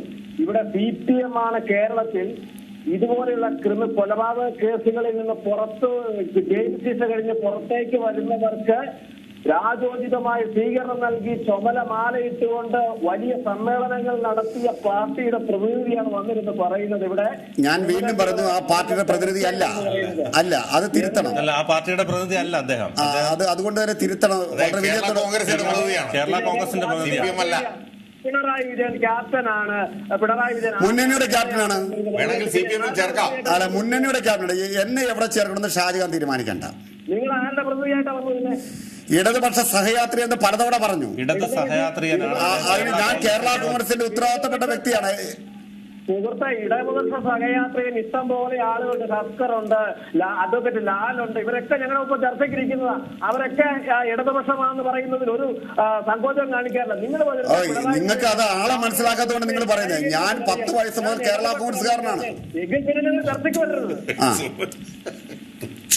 ഇതാണ് വെടലച്ചിരിക്കുന്നത് പറയുന്നത്. അല്ല, പറഞ്ഞ മനസ്സിലായില്ലെങ്കിൽ ആളറിയില്ല. ഇവരെ പറഞ്ഞൊരു കാര്യമില്ല. പറഞ്ഞതിലേക്ക് വന്നു. എനിക്കൊരു അവസരം കൂടി തരാം. അദ്ദേഹം പറഞ്ഞു നിർത്തട്ടെ. ശ്രീ എൻ കെ പറഞ്ഞു പൂർത്തിയാക്കോ. അപ്പോൾ ഈ കേന്ദ്ര റെയിൽവേ മന്ത്രിയും കേരളത്തിലെ MP-മാരോട് പാർലമെന്റിൽ കൊടുത്ത മറുപടിയും എല്ലാം വളരെ വ്യക്തമായിട്ട് പാർലമെന്റിൽ എഴുതി കൊടുത്ത മറുപടി, കൃത്യമായ മറുപടി രേഖാമൂലം സമർപ്പിച്ചിട്ടുണ്ട്. അത് പറഞ്ഞിരിക്കുന്ന അനുസരിച്ച് തന്നെയാണ് പറഞ്ഞിരിക്കുന്നത്. ഇന്നലെ കേന്ദ്ര സഹമന്ത്രി വി മുരളീധരൻ തിരുവനന്തപുരത്ത് വെച്ച് പറഞ്ഞതും ഈ പദ്ധതിക്ക് അനുമതി ലഭിക്കില്ല എന്ന ഉത്തമ ബോധ്യപ്പെട്ടത് കൊണ്ടാണ് പിണറായി വിജയൻ ഈ തീരുമാനത്തിന് പിന്നോട്ട് പോകുന്നത് എന്ന് അദ്ദേഹം വ്യക്തമായി പറഞ്ഞിട്ടുണ്ട്. ഒരു കാരണവശാലും അക്കാര്യത്തിൽ ഒരു തർക്കവും വേണ്ട. ഈ രീതിയിലുള്ള, കാരണം ഇവിടെ സൂചിപ്പിച്ചു വന്ദേ ഭാരത് മിഷൻ, അദ്ദേഹത്തിന് വലിയ വിവരമൊന്നും എനിക്ക് തോന്നുന്നു. കാരണം എറണാകുളം മുതൽ ഷൊർണൂർ വരെ വന്ദേ ഭാരത് മിഷന്റെ ആദ്യത്തെ ട്രെയിൻ ഓടിക്കാൻ ഇനി അധികം നാളില്ല. പദ്ധതി പൂർത്തീകരിക്കാൻ പോവുകയാണ്. ഉടൻ തന്നെ അത് പൂർത്തിയാകും. എറണാകുളം മുതൽ ഷൊർണൂർ വരെയുള്ള വന്ദേ ഭാരത് മിഷന്റെ പാത പൂർത്തീകരിക്കാൻ പോവുകയാണ്. ഇതൊക്കെ അറിയാതെ വന്നിരുന്ന ചർച്ചയ്ക്ക് എടുത്തിട്ട് വന്ദേ ഭാരത് നടപ്പിലാകട്ടെ ചർച്ചയ്ക്ക് വന്നിരുന്ന് വീരവാദം മുടക്കി 80 ലക്ഷം രൂപ മുടക്കി കല്ലുണ്ടാക്കി അത് ചുമന്നുകൊണ്ട് നടന്ന് കേരളത്തിലെ ജനങ്ങളെ മുഴുവൻ അടിച്ച് കുതിര കയറി അവരുടെ നെഞ്ചത്ത് ചവിട്ടി ഇവിടെ എന്തോ വലിയ വികസനം കൊണ്ടുവരുന്നു എന്ന് പറഞ്ഞ് ജനങ്ങളെ മണ്ടന്മാരാക്കുന്ന ആ വികസനമല്ല കേരളത്തിൽ. അബിന് പറയാനുണ്ട്. Shri Abin, low floor bus ശരി, വ്യക്തമാണ്. ശ്രീ സ്കൂളുകൾക്ക് വിട്ടുകൊടുക്കാൻ സ്കൂൾ നടത്താൻ തീരുമാനിക്കാൻ നാണം കെട്ട ഭരണകൂടം. ശരി, വ്യക്തമാണ്. ഗുജറാത്തിൽ പൊതു കക്കൂസിനാണ് വിട്ടുകൊടുത്തിരിക്കുന്നത്. അത് മറക്കരുത്. സ്കൂളിനാണ് വിട്ടുകൊടുത്തിരിക്കുന്നത്. ആ ഒരു വ്യത്യാസമുണ്ട്. ശരി, അബിൻ പറഞ്ഞോളൂ. ഞാൻ പറയാൻ വന്നത് മറ്റൊന്നുമല്ല. ഈ പോലീസ് കേസിന്റെ പേര് പറഞ്ഞ് ആരെയും ഭീഷണിപ്പെടുത്താനൊന്നും ശ്രമിക്കണ്ട. നിലവിലത്തെ കേസ് പിൻവലിച്ചില്ലെങ്കിലും ഇനി 1000 കേസ് കൂടി, കള്ളക്കേസ് കൂടി ചാർജ് ചെയ്തെന്ന് പറഞ്ഞാലും കേരളത്തിന്റെ ജനകീയ സമരത്തിനോടൊപ്പം ചേർന്ന് നിന്നുകൊണ്ട് കേരയിൽ വേണ്ട കേരളം മതി എന്ന് പറയുന്ന മുദ്രാവാക്യം കേരളം മുഴുവൻ മുഴങ്ങാൻ പോവുകയാണ്. അതിനൊരു പ്രധാനപ്പെട്ട കാരണം കൂടിയുണ്ട്. നിങ്ങൾ ഈ വിഷയത്തിൽ ചർച്ച ചെയ്യാത്ത ഒരു കാര്യമാണ്. കാരണം എന്താണെന്നറിയാമോ? കാരണം ഇന്ന് വരെ ഉള്ള കേരളയിലുമായി ബന്ധപ്പെട്ട ഏതെങ്കിലും ഒരു കാര്യത്തിൽ ഈ സർക്കാരിന് വ്യക്തത വരുത്താൻ കഴിഞ്ഞിട്ടുണ്ടോ? DPR ആദ്യത്തെ, ഞാൻ ചുരുക്കി പറയുക, DPR ഇവര് പറഞ്ഞു DPR ക്ലിയർ ആണ്. കേന്ദ്ര സർക്കാർ പറഞ്ഞു DPR തട്ടിക്കൂട്ടാണ്. ജനങ്ങളും പറഞ്ഞു DPR പൊളിഞ്ഞ്. അതുപോലെ തന്നെ സർക്കാർ കല്ലിട്ടു. സർക്കാരിന്റെ തന്നെ റവന്യൂ വകുപ്പ് പറഞ്ഞു ഞങ്ങൾ കല്ലിടാൻ ആർക്കും അനുമതി കൊടുത്തില്ല. അവിടെ അഭിപ്രായ വ്യത്യാസമാണ്. ബഫർ സോൺ ഉണ്ട് എന്ന് കേരളയുടെ MD പറഞ്ഞു. ആദ്യം സജി ചെറിയാൻ മന്ത്രി പറഞ്ഞു ബഫർ സോൺ ഇല്ല, അവർക്ക് പോലും കൃത്യമായിട്ട് വ്യക്തതയില്ല. അതുപോലെ സാമൂഹിക ആഘാത പഠനത്തിന് കല്ല് കൂടിയേ തീരൂ. ആരാ പറഞ്ഞത്? ഈ സർക്കാർ പറഞ്ഞു. ഇന്നിപ്പോ എന്ത് പറഞ്ഞു? കല്ലില്ലാതെയും സാമൂഹിക ആഘാത പഠനം ഞങ്ങൾ നടത്തും. LDF-ന്റെ കൺവീനർ ഇതെല്ലാം കേട്ടിട്ട് പറയുന്നു കേരളത്തിന്റെ ആകാശത്ത് മൊത്തം വിമാനമായിരിക്കുന്ന, പുള്ളി വിചാരിച്ചിരിക്കുന്ന കേരളയിൽ വന്നു കഴിഞ്ഞാൽ മൊത്തം വിമാനമാണ് പറന്നു വരുന്നതെന്ന. അപ്പോ കൃത്യമായി പറഞ്ഞാൽ ഈ പദ്ധതി എന്താണെന്ന് പിണറായി വിജയന് പോലും ശരിക്കറിയാൻ കഴിയാത്ത സാഹചര്യമാണ് നിലവിലുള്ളത്. അതുകൊണ്ട് തന്നെ കല്ലിടിയിൽ മാത്രമല്ല, ഈ പദ്ധതി നിങ്ങൾക്ക് ഉപേക്ഷിക്കേണ്ടി വരും. തൃക്കാക്കര തെരഞ്ഞെടുപ്പ് കഴിയുമ്പോൾ അതിനുള്ള തീരുമാനമാണ് കേരളത്തിലെ ജനങ്ങൾക്ക് മുന്നിൽ സമസ്ത അപരാധം പറഞ്ഞുകൊണ്ട് ഈ പദ്ധതി ഉപേക്ഷിക്കാൻ നിങ്ങൾ തയ്യാറാവണം. പിന്നെ ഒരു കാര്യം കൂടെ പറഞ്ഞ് ഞാൻ അവസാനിപ്പിക്കുകയാണ്. അബിനോട് ഡയറക്റ്റ് ഒരു ചോദ്യം ചോദിച്ചോട്ടെ. അബിൻ, ഒരു ഡയറക്റ്റ് ഒരു ചോദ്യം. നിങ്ങൾ പറഞ്ഞു ഈ പദ്ധതി ഉപേക്ഷിക്കേണ്ടി വരുന്നത്. പദ്ധതി, ഈ കേരളയിൽ പദ്ധതി നടപ്പിലാക്കും. വെറും ഒരു 10,000 രൂപയുടെ പന്തായം ഈ ഫ്ലോറിൽ വെച്ച് തയ്യാറാണ്. ഞാൻ പൈസ അവതാരകരിൽ എടുത്തു കൊടുക്കാം. നിങ്ങളുടെ പഞ്ചായത്തിന്റെ പ്രശ്നമല്ലത്. അല്ല, തന്റെ അടുത്തോട് പറയാ കേരളയിൽ നടപ്പിലാകുമെന്ന് ഞാൻ പറയുന്നത്. നടപ്പിലാകില്ല നിങ്ങൾ പറഞ്ഞ കാര്യത്തിൽ നിങ്ങൾക്ക് ഉറപ്പുണ്ടെങ്കിൽ പ്രിയപ്പെട്ട അനുജ, നിങ്ങൾ പഞ്ചായത്തിന് തയ്യാറാകുക. ജീവന്റെയും സ്വത്തിന്റെയും നിങ്ങൾ പറയുന്നത് പോലെ പന്തായം കളിച്ച് കുട്ടിക്കളിയല്ല. കുട്ടിക്കളിയല്ല. നിങ്ങൾ നടപ്പിലായില്ലെന്ന് പറഞ്ഞ കാര്യം നടപ്പിലാകുമെന്ന് പറയാനാണ് ഞാൻ പന്തായം വെക്കുന്നത്. അല്ല, അഭിപ്രായം പറഞ്ഞോളൂ. അല്ല, അഭിപ്രായമല്ല. ഞാൻ പണം എടുത്ത് അവതാരകന്റെ കയ്യിൽ കൊടുക്കാൻ എണ്ണി കൊടുക്കാം. അല്ല, അല്ലെങ്കിൽ നിങ്ങൾ പറഞ്ഞ തെറ്റാണ്. നിങ്ങൾ സമ്മതിക്കണം. ആദ്യം പറഞ്ഞൊരു വാക്കുണ്ട്, കേരളിന്റെ കുറ്റിയിട്ടാൽ ആ കുറ്റി പൊഴുതെറിയും എന്ന് പറഞ്ഞു. അന്ന് CPM-ന്റെ നേതാക്കന്മാർ പറഞ്ഞു, എന്താ മറുപടി പറഞ്ഞെന്നറിയാമോ? കുറ്റി പൊഴുതാൽ, കുറ്റി പറിച്ചാൽ പല്ല് പറിക്കും എന്ന് പറഞ്ഞു. അവസാനം എവിടെ എത്തി സഹോദര? അവസാനം എന്താ? നിങ്ങൾ തന്നെയല്ലേ കരഞ്ഞത്? ക്രൂരമായി മർദ്ദനമേറ്റു എന്ന് പറഞ്ഞ് നിങ്ങൾ തന്നെയല്ലേ ഈ ഫ്ലോറിൽ കരഞ്ഞത്? അതാണ് കുറ്റി പറിക്കാൻ ചെന്നവന്റെ അവസ്ഥ. അതാണ് ഇവിടെ നിയമാനുസരണം ഇട്ട കുറ്റി പറിക്കാൻ പോയവന് മർദ്ദനമേറ്റു എന്ന് പറഞ്ഞ് കേസെടുത്തെന്ന് പറഞ്ഞ് കരഞ്ഞത് നിങ്ങളാണ്. എനിക്ക് ഈ സർക്കാരിന് കല്ലിടിയിൽ നിർത്തേണ്ടി വന്നു. അതുകൊണ്ട് നിങ്ങൾ കല്ലിടിയിലല്ല, പകരം നമ്മള് സിൽവറിനെ അലൈൻമെന്റ് വരുന്നു. പിൻവാങ്ങേണ്ടി വരും. പന്തായം വെക്കാൻ തയ്യാറുണ്ടോ? ഞാൻ തയ്യാറാണ്. 10,000 രൂപ എന്നെ അവതാരകന്റെ കൊടുക്കാൻ ഞാൻ തയ്യാറാണ്. അല്ല, നിങ്ങൾ എന്താണ് അതിലേക്ക് വരാത്തത്? നിങ്ങൾ ഒന്നിൽ പറഞ്ഞ് പിൻവലിക്കുക, അതല്ലെങ്കിൽ പന്തായത്തിന് തയ്യാറാകും. പിന്നെ കഴിഞ്ഞിട്ട് ഇലക്ഷൻ കഴിഞ്ഞിട്ട് ഇവര് കിറ്റ് കൊടുത്ത് വോട്ട് വാങ്ങി. ഇലക്ഷൻ കഴിഞ്ഞപ്പോഴോ ആദ്യം എന്താ ചെയ്തത്? കിറ്റ് നിർത്തി, എല്ലാത്തിനും വിലക്കയറ്റി, കല്ലിട്ടു, ജനങ്ങളെ ദ്രോഹിച്ചു.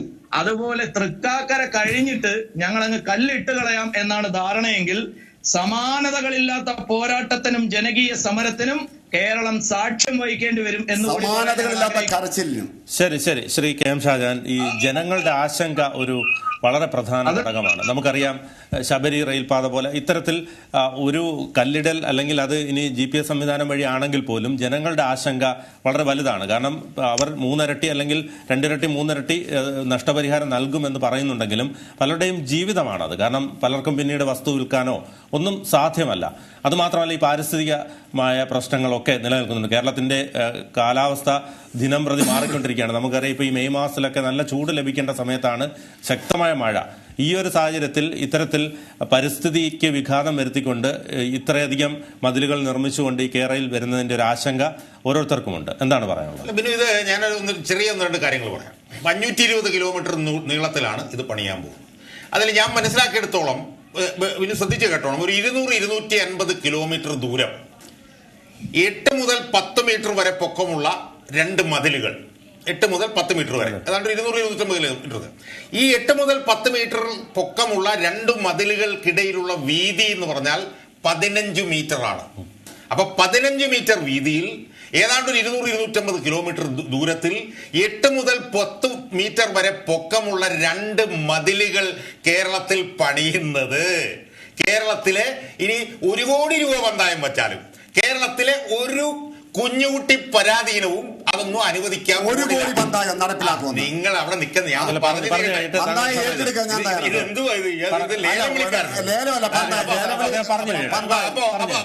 അതുകൊണ്ട് ഇത് കേരളം എന്ന് പറയുന്നത് ഒരു ഇടുങ്ങിയ ഒരു നീളത്തിലുള്ള ഒരു നാരോ സ്ട്രിപ്പ് ഓഫ് ലാൻഡാണ്.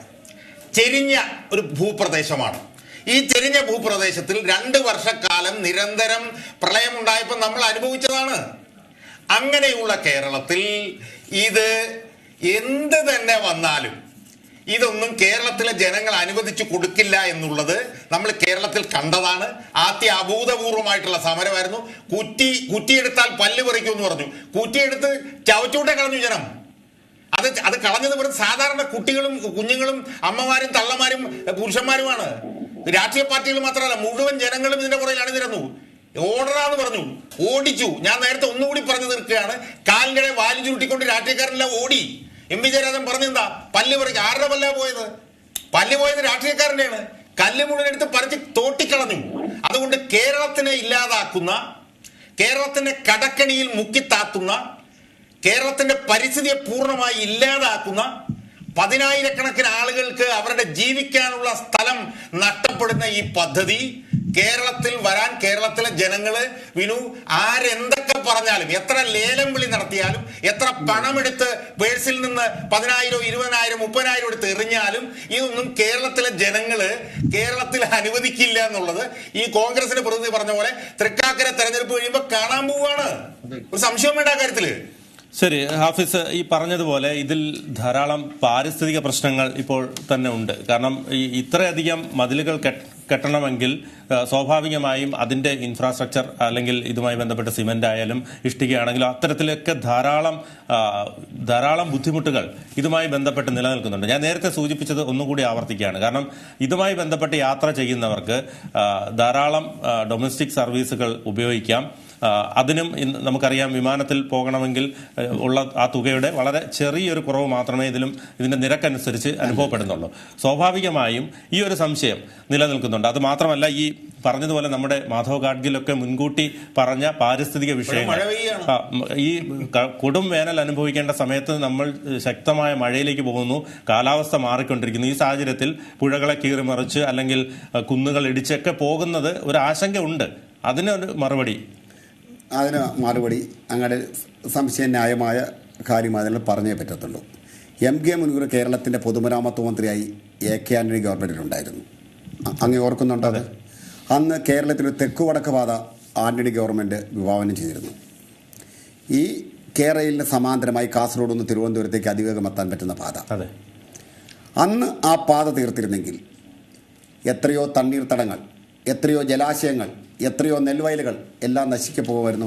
അതെല്ലാം സംരക്ഷിക്കുന്ന രീതിയിൽ ആ തണ്ണീർത്തടങ്ങളിലും ജലാശയങ്ങളിലും നമ്മുടെ നെൽവയലുകളിലുമൊക്കെ ട്രെയിൻ ഓടി നശിച്ചു പോകാതിരിക്കാൻ ആ കൃഷിയിടങ്ങളും നെൽവയലും നീർത്തടങ്ങളും അവിടെ നിർത്തിക്കൊണ്ട് അവിടെ നമ്മൾ തൂണുകൾ കെട്ടിപ്പൊക്കിയാൽ ആ പില്ലറുകളിൽ മുകളിൽ ട്രെയിൻ ഓടിയാൽ എന്താ വരാൻ പോകുന്നത്? കേരളത്തിൽ ഇപ്പം തന്നെ ഏറ്റവും അധികം ഭീഷണി നേരിടുന്ന ഒരു കാര്യം എന്ന് പറഞ്ഞാൽ ആലുവ പ്രദേശമാണ്. അങ്ങ് മുല്ലപ്പെരിയാറിൽ ഒരു ഡാമിൽ എന്തെങ്കിലും പറ്റിയാൽ, അല്ലെങ്കിൽ ഇടുക്കി ഡാം തുറന്നാൽ ആ വെള്ളമെല്ലാം ഒഴുകി ചേരുന്നത് നമ്മുടെ നെടുമ്പാശ്ശേരി വഴിയാണ്, ആലുവ വഴിയാണ്. അവിടെയുമുണ്ട് റെയിൽപാത. അത് നമ്മൾ ഇതുവരെ നിർത്തിവെക്കേണ്ട അവസ്ഥ വരെ വന്നിട്ടുണ്ട്. വിമാന സർവീസുകളും റെയിൽവേ സർവീസുകളും നമ്മൾ നിർത്തിവെക്കേണ്ടി വന്നിട്ടുണ്ട്. അത് പാരിസ്ഥിതികാഘാത പഠനം നടത്താതെ ചെയ്തതിൻ്റെ പേരിലല്ല, കാലാവസ്ഥകൾ ഓരോ ഘട്ടങ്ങളിലും മാറിയും തിരിഞ്ഞും വരുന്നതിൻ്റെ അടിസ്ഥാനത്തിലാണ്. പക്ഷേ ഇപ്പോഴിവിടെ നടക്കുന്നത് കൃത്യമായ പാരിസ്ഥിതിക പഠനത്തിന് ശേഷം അലൈൻമെൻറ്റ് ഇട്ട് ഒരു വ്യക്തിയുടെ സ്ഥലം ഏറ്റെടുക്കുകയല്ല. ആ അലൈൻമെൻറ്റ് ഇട്ട് കഴിഞ്ഞാൽ ആ വ്യക്തിയുടെ സ്ഥലത്തിന് 4 ഇരട്ടി വില ഗ്രാമീണ പ്രദേശങ്ങളിൽ, പട്ടണ പ്രദേശത്തിന് പുറത്തു നൽകാൻ സർക്കാർ തയ്യാറാണ്. അങ്ങനെ തന്നെയാണ് കേരളത്തിൽ. നമ്മുടെ തിരുവനന്തപുരത്ത് തന്നെ നമ്മുടെ ഇവിടുന്ന് എത്ര ദൂരമുണ്ട്? ഇതാ നമ്മളിരിക്കുന്ന സ്റ്റുഡിയോയുടെ മുന്നിൽ നിന്ന് 2.5-3 കിലോമീറ്റർ ആക്കുളത്ത് ചെന്നാൽ ബൈപ്പാസാണ്. ആ ബൈപ്പാസിന് സ്ഥലം ഏറ്റെടുത്ത് വീതി കൂട്ടി. ആർക്കെങ്കിലും 5 പൈസയുടെ കുടിശ്ശികയുണ്ടോ? നമ്മുടെ സിറ്റി പ്രദേശത്ത് 2 ഇരട്ടി വില കൊടുത്തു.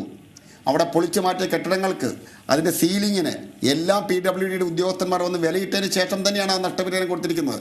നമ്മുടെ വിഴിഞ്ഞം അദാനിക്ക് ഉമ്മൻചാണ്ടി കൈമാറിയ പോർട്ടുണ്ട്, നിർമ്മാണ പ്രവർത്തനങ്ങൾ. അതിന് സ്ഥലമെടുത്തത് VS സർക്കാരിൻ്റെ കാലത്താണ്. ആ സമയത്താണ് കാരോട് മുതൽ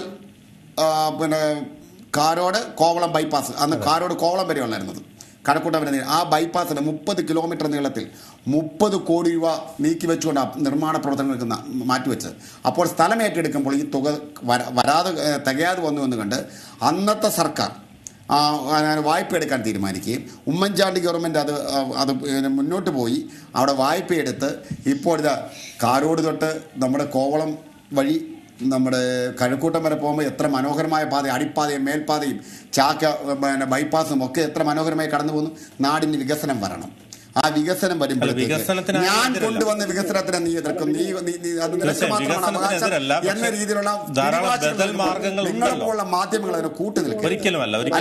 അങ്ങേക്കിപ്പം ആ പരിസ്ഥിതി പ്രശ്നത്തെ കുറിച്ചുള്ള അങ്ങയുടെ സംശയം മാറിയെന്ന് ഞാൻ വിശ്വസിക്കുന്നു. ശരി ശരി ശരി, ശശികുമാർ പറഞ്ഞോളൂ. അതായത് ഇതിപ്പോ ഇടതു പ്രതി ഇത്ര വീടും വാശിയോട് പറഞ്ഞത് ഇത് നടപ്പിലാക്കും അല്ലെങ്കിൽ ഞങ്ങൾ നടത്തുമെന്ന്. ആദ്യം ഒരു DPR കേന്ദ്ര റെയിൽവേ മന്ത്രാലയത്തിന് കേരളം കൊടുത്ത അപേക്ഷയിന്മേൽ ഇതിനെക്കുറിച്ച് പഠിച്ച് റിപ്പോർട്ട് സമർപ്പിക്കാൻ പറഞ്ഞതിന്റെ അടിസ്ഥാനത്തിലാണ് DPR തയ്യാറാക്കി കേന്ദ്ര റെയിൽവേ മന്ത്രാലയത്തിന് കേന്ദ്രമന്ത്രിസഭയ്ക്ക് കൊടുത്തത്. ആ DPR കണ്ടതിന് ശേഷം കേന്ദ്ര റെയിൽവേ മന്ത്രാലയം കേരളത്തിന് മറുപടി കൊടുത്തു. ഇത് തെറ്റായ DPR ആണെന്നും ഇതിൽ കണക്കുകൾ തെറ്റാണെന്നും ഇതിൽ പാരിസ്ഥിതിക ആഘാത പഠനം നടത്തിയിട്ടില്ലെന്നും ശരിയായ പഠനം നടത്തി റിപ്പോർട്ട് സമർപ്പിക്കാൻ വീണ്ടും പറഞ്ഞു. അതിന്റെ അടിസ്ഥാനത്തിലാണ് ഇപ്പോൾ സാമൂഹിക ആഘാത പഠനം എന്ന പേരിൽ നടത്തുന്നത്. ആ സാമൂഹിക ആഘാത പഠനം നടത്തി കൃത്യമായ DPR തയ്യാറാക്കി വീണ്ടും കേന്ദ്ര റെയിൽവേ മന്ത്രാലയത്തിന് സമർപ്പിക്കുമ്പോഴാണ് ഇതിനെക്കുറിച്ചുള്ള രണ്ടാമത്തെ പഠന റിപ്പോർട്ട് എത്തുന്നത്. അതിനുശേഷം റെയിൽവേ മന്ത്രാലയം പഠിച്ചിട്ടാണ് ഇതിന് മറുപടി പറയുന്നത്. കാരണം ഇത് ഇന്ത്യൻ റെയിൽവേയുമായി സഹകരിച്ച് പ്രവർത്തിക്കേണ്ട ഒരു പദ്ധതിയാണ്. അതല്ലാതെ പിണറായി വിജയന്റെ കയ്യിലിരിക്കുന്ന കാശുകൊണ്ടോ കേരളത്തിന്റെ ഈ തന്റേടം കൊണ്ടോ ഒന്നും നടപ്പിലാക്കാൻ പറ്റുന്ന പദ്ധതിയല്ല. അപ്പൊ അതിനെക്കുറിച്ച് പഠിച്ച് റിപ്പോർട്ട് സമർപ്പിച്ച് കഴിയുമ്പോൾ കേന്ദ്ര റെയിൽവേ മന്ത്രാലയം പറയും ഇതിന് അംഗീകാരം കൊടുക്കണമോ വേണ്ടയോ എന്ന് കേന്ദ്ര റെയിൽവേ മന്ത്രാലയം പറഞ്ഞു കഴിഞ്ഞതിന് ശേഷം മാത്രമേ കേരളം ഭരിക്കുന്ന സർക്കാരിന് പറയാൻ സാധിക്കുള്ളൂ ഇത് നടപ്പിലാക്കുമെന്ന്. ഇപ്പോൾ ഇവർ പറയുന്നത് എന്താ, ഞങ്ങൾ നടപ്പിലാക്കും. അങ്ങനെ പറയണമെങ്കിൽ അത് എന്തിന്റെ പിൻബലത്തിൽ? അഹങ്കാരത്തിന്റെ പിൻബലത്തിൽ, ദാസ്യത്തിന്റെ പിൻബലത്തിൽ. അതല്ലാതെ ഒരു പദ്ധതിയെ കുറിച്ച് പഠനം നടത്തി എന്റെ ശശികുമാറെ, കേന്ദ്രം വിറച്ചുകൊണ്ട് അധികാരം തരും. കേന്ദ്ര റെയിൽവേ മന്ത്രാലയം ഇതിന് വിറച്ചുകൊണ്ട് അധികാരം തരും. നിങ്ങളൊക്കെ പറയുന്ന വാക്കുകൾ വെറും പാഴ്വാക്കുകളായി മാറും, അതരവ്യായമായി മാറും. ചെയ്യാൻ പറ്റും, ഒരു സംശയം വേണ്ട. നിങ്ങളൊക്കെ പറഞ്ഞു, നിങ്ങൾ എന്തൊക്കെ വേണമെങ്കിലും പറഞ്ഞു. പണ്ടാരങ്ങളെ വിളിച്ച് ചർച്ചയ്ക്ക് വിളിച്ച് ഞങ്ങളെ വിളിച്ചേക്കും. പണ്ടാരങ്ങൾ നിങ്ങൾ വീട്ടിൽ പറഞ്ഞാൽ മതി, ഇവിടെ പറയണ്ട കേട്ടോ. അത്ര സംസാരം ഇവിടെ അതിനേക്കാൾ മോശമായി സംസാരിക്കാൻ അതായത് അതൊക്കെ വീട്ടിൽ പറഞ്ഞാൽ മതി. അത് സംഘീയ സംസ്കാരം ഇവിടെ വേണ്ട. ശരി നീ പോണേ. ശരി അറിയാം. ഷാജഹാൻ ഇവിടെ മനസ്സിലാക്കിക്കോ. ശരി അബിൻ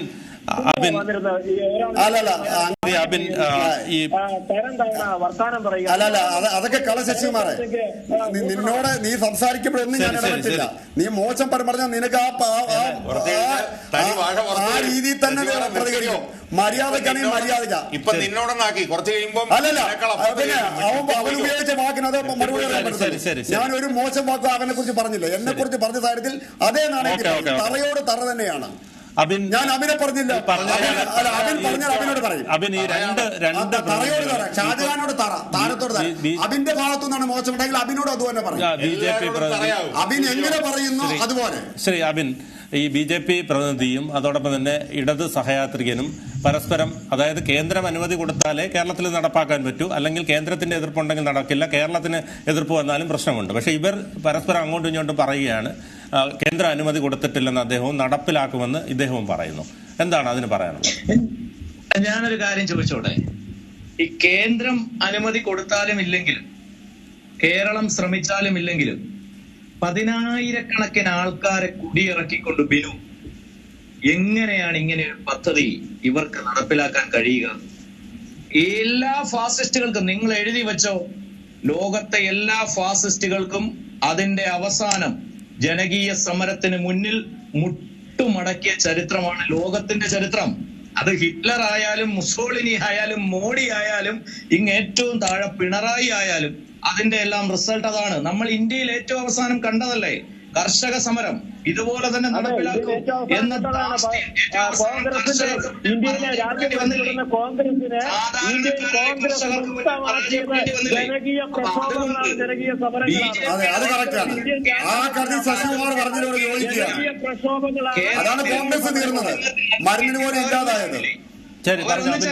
ഇത് തന്നെയാണ് ഈ കേന്ദ്രവും കേരളവും ഒക്കെ ഒന്ന് തന്നെയാണ്. അതിനകത്ത് നാടിന്റെ വികസന കാര്യങ്ങൾ ഒന്ന് തന്നെയാണ്. ജനകീയ പ്രക്ഷോഭങ്ങളുടെ കാര്യം പറഞ്ഞപ്പോൾ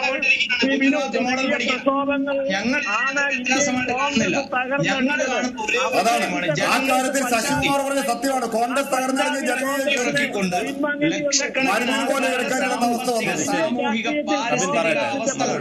തകർത്തെറിഞ്ഞുകൊണ്ട് കേരളത്തിലെ കുന്നുകളും മലകളും തകർത്തെറിഞ്ഞുകൊണ്ട് പരിസ്ഥിതിയെ തകർത്തുകൊണ്ട് ഇത്തരത്തിലൊരു പദ്ധതി കേരളത്തിൽ നടപ്പിലാക്കാൻ അനുവദിക്കില്ല എന്ന് പറഞ്ഞാൽ അനുവദിക്കില്ല തന്നെയാണ്. കാരണം അത് ജനങ്ങളുടെ ശക്തിയാണത്. അതിനെ മറികടക്കാൻ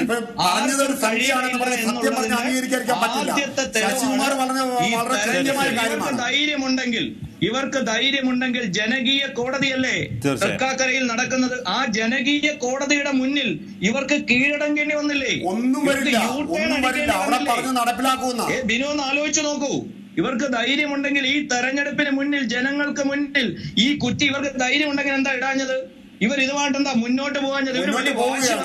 2 രൂപ മുടക്കാൻ അതിലൊരു ഇതുണ്ട്. സ്വാഭാവികമായും ഈ വികസനത്തിനെതിരെന്ന് പറയുമ്പോൾ നമുക്കറിയാം ഇത് ഒരു ദീർഘവീക്ഷണത്തോടു കൂടി മുന്നോട്ട് പോയിരുന്നെങ്കിൽ ഈ കുറ്റി പിൻവലിക്കേണ്ട, അല്ലെങ്കിൽ ഇതിന് ധാരാളം പൈസ മുടക്കിയതും കൂടിയാണ്.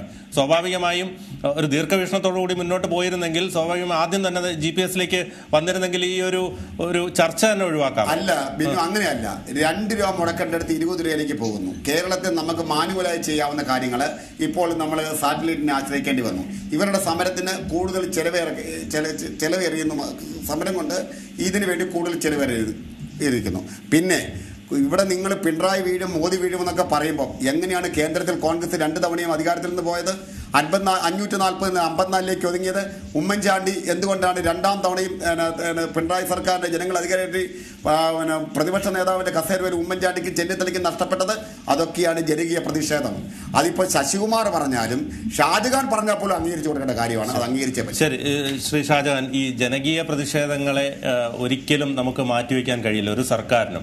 കാരണം നമുക്കറിയാം, അദ്ദേഹം നേരത്തെ സൂചിപ്പിച്ചതുപോലെയുള്ള പാതകളിലൊക്കെ പ്രതിഷേധങ്ങൾ ഉണ്ടായിട്ടുണ്ട്. പക്ഷേ ഇത്രയധികം ഒരു പ്രതിഷേധം നമ്മൾ നിരന്തരം കാണുകയാണല്ലോ. സ്വാഭാവികമായും ഇത്രയധികം ഒരു പ്രതിഷേധങ്ങളെ വകവയ്ക്കാതെ എങ്ങനെ മുന്നോട്ട് പോകാൻ കഴിയും? ഇത് ആ കോൺഗ്രസിന്റെ പ്രതിനിധി പറഞ്ഞല്ലോ, ഇത് എത്ര സീറ്റ് ഇനി 140 സീറ്റ് ആയാൽ പോലും പ്രതിഷേധം വന്നാൽ പിന്നെ തോറ്റമ്പി പോകുന്ന ചരിത്രമേ ലോകത്ത് കണ്ടിട്ടുള്ളൂ.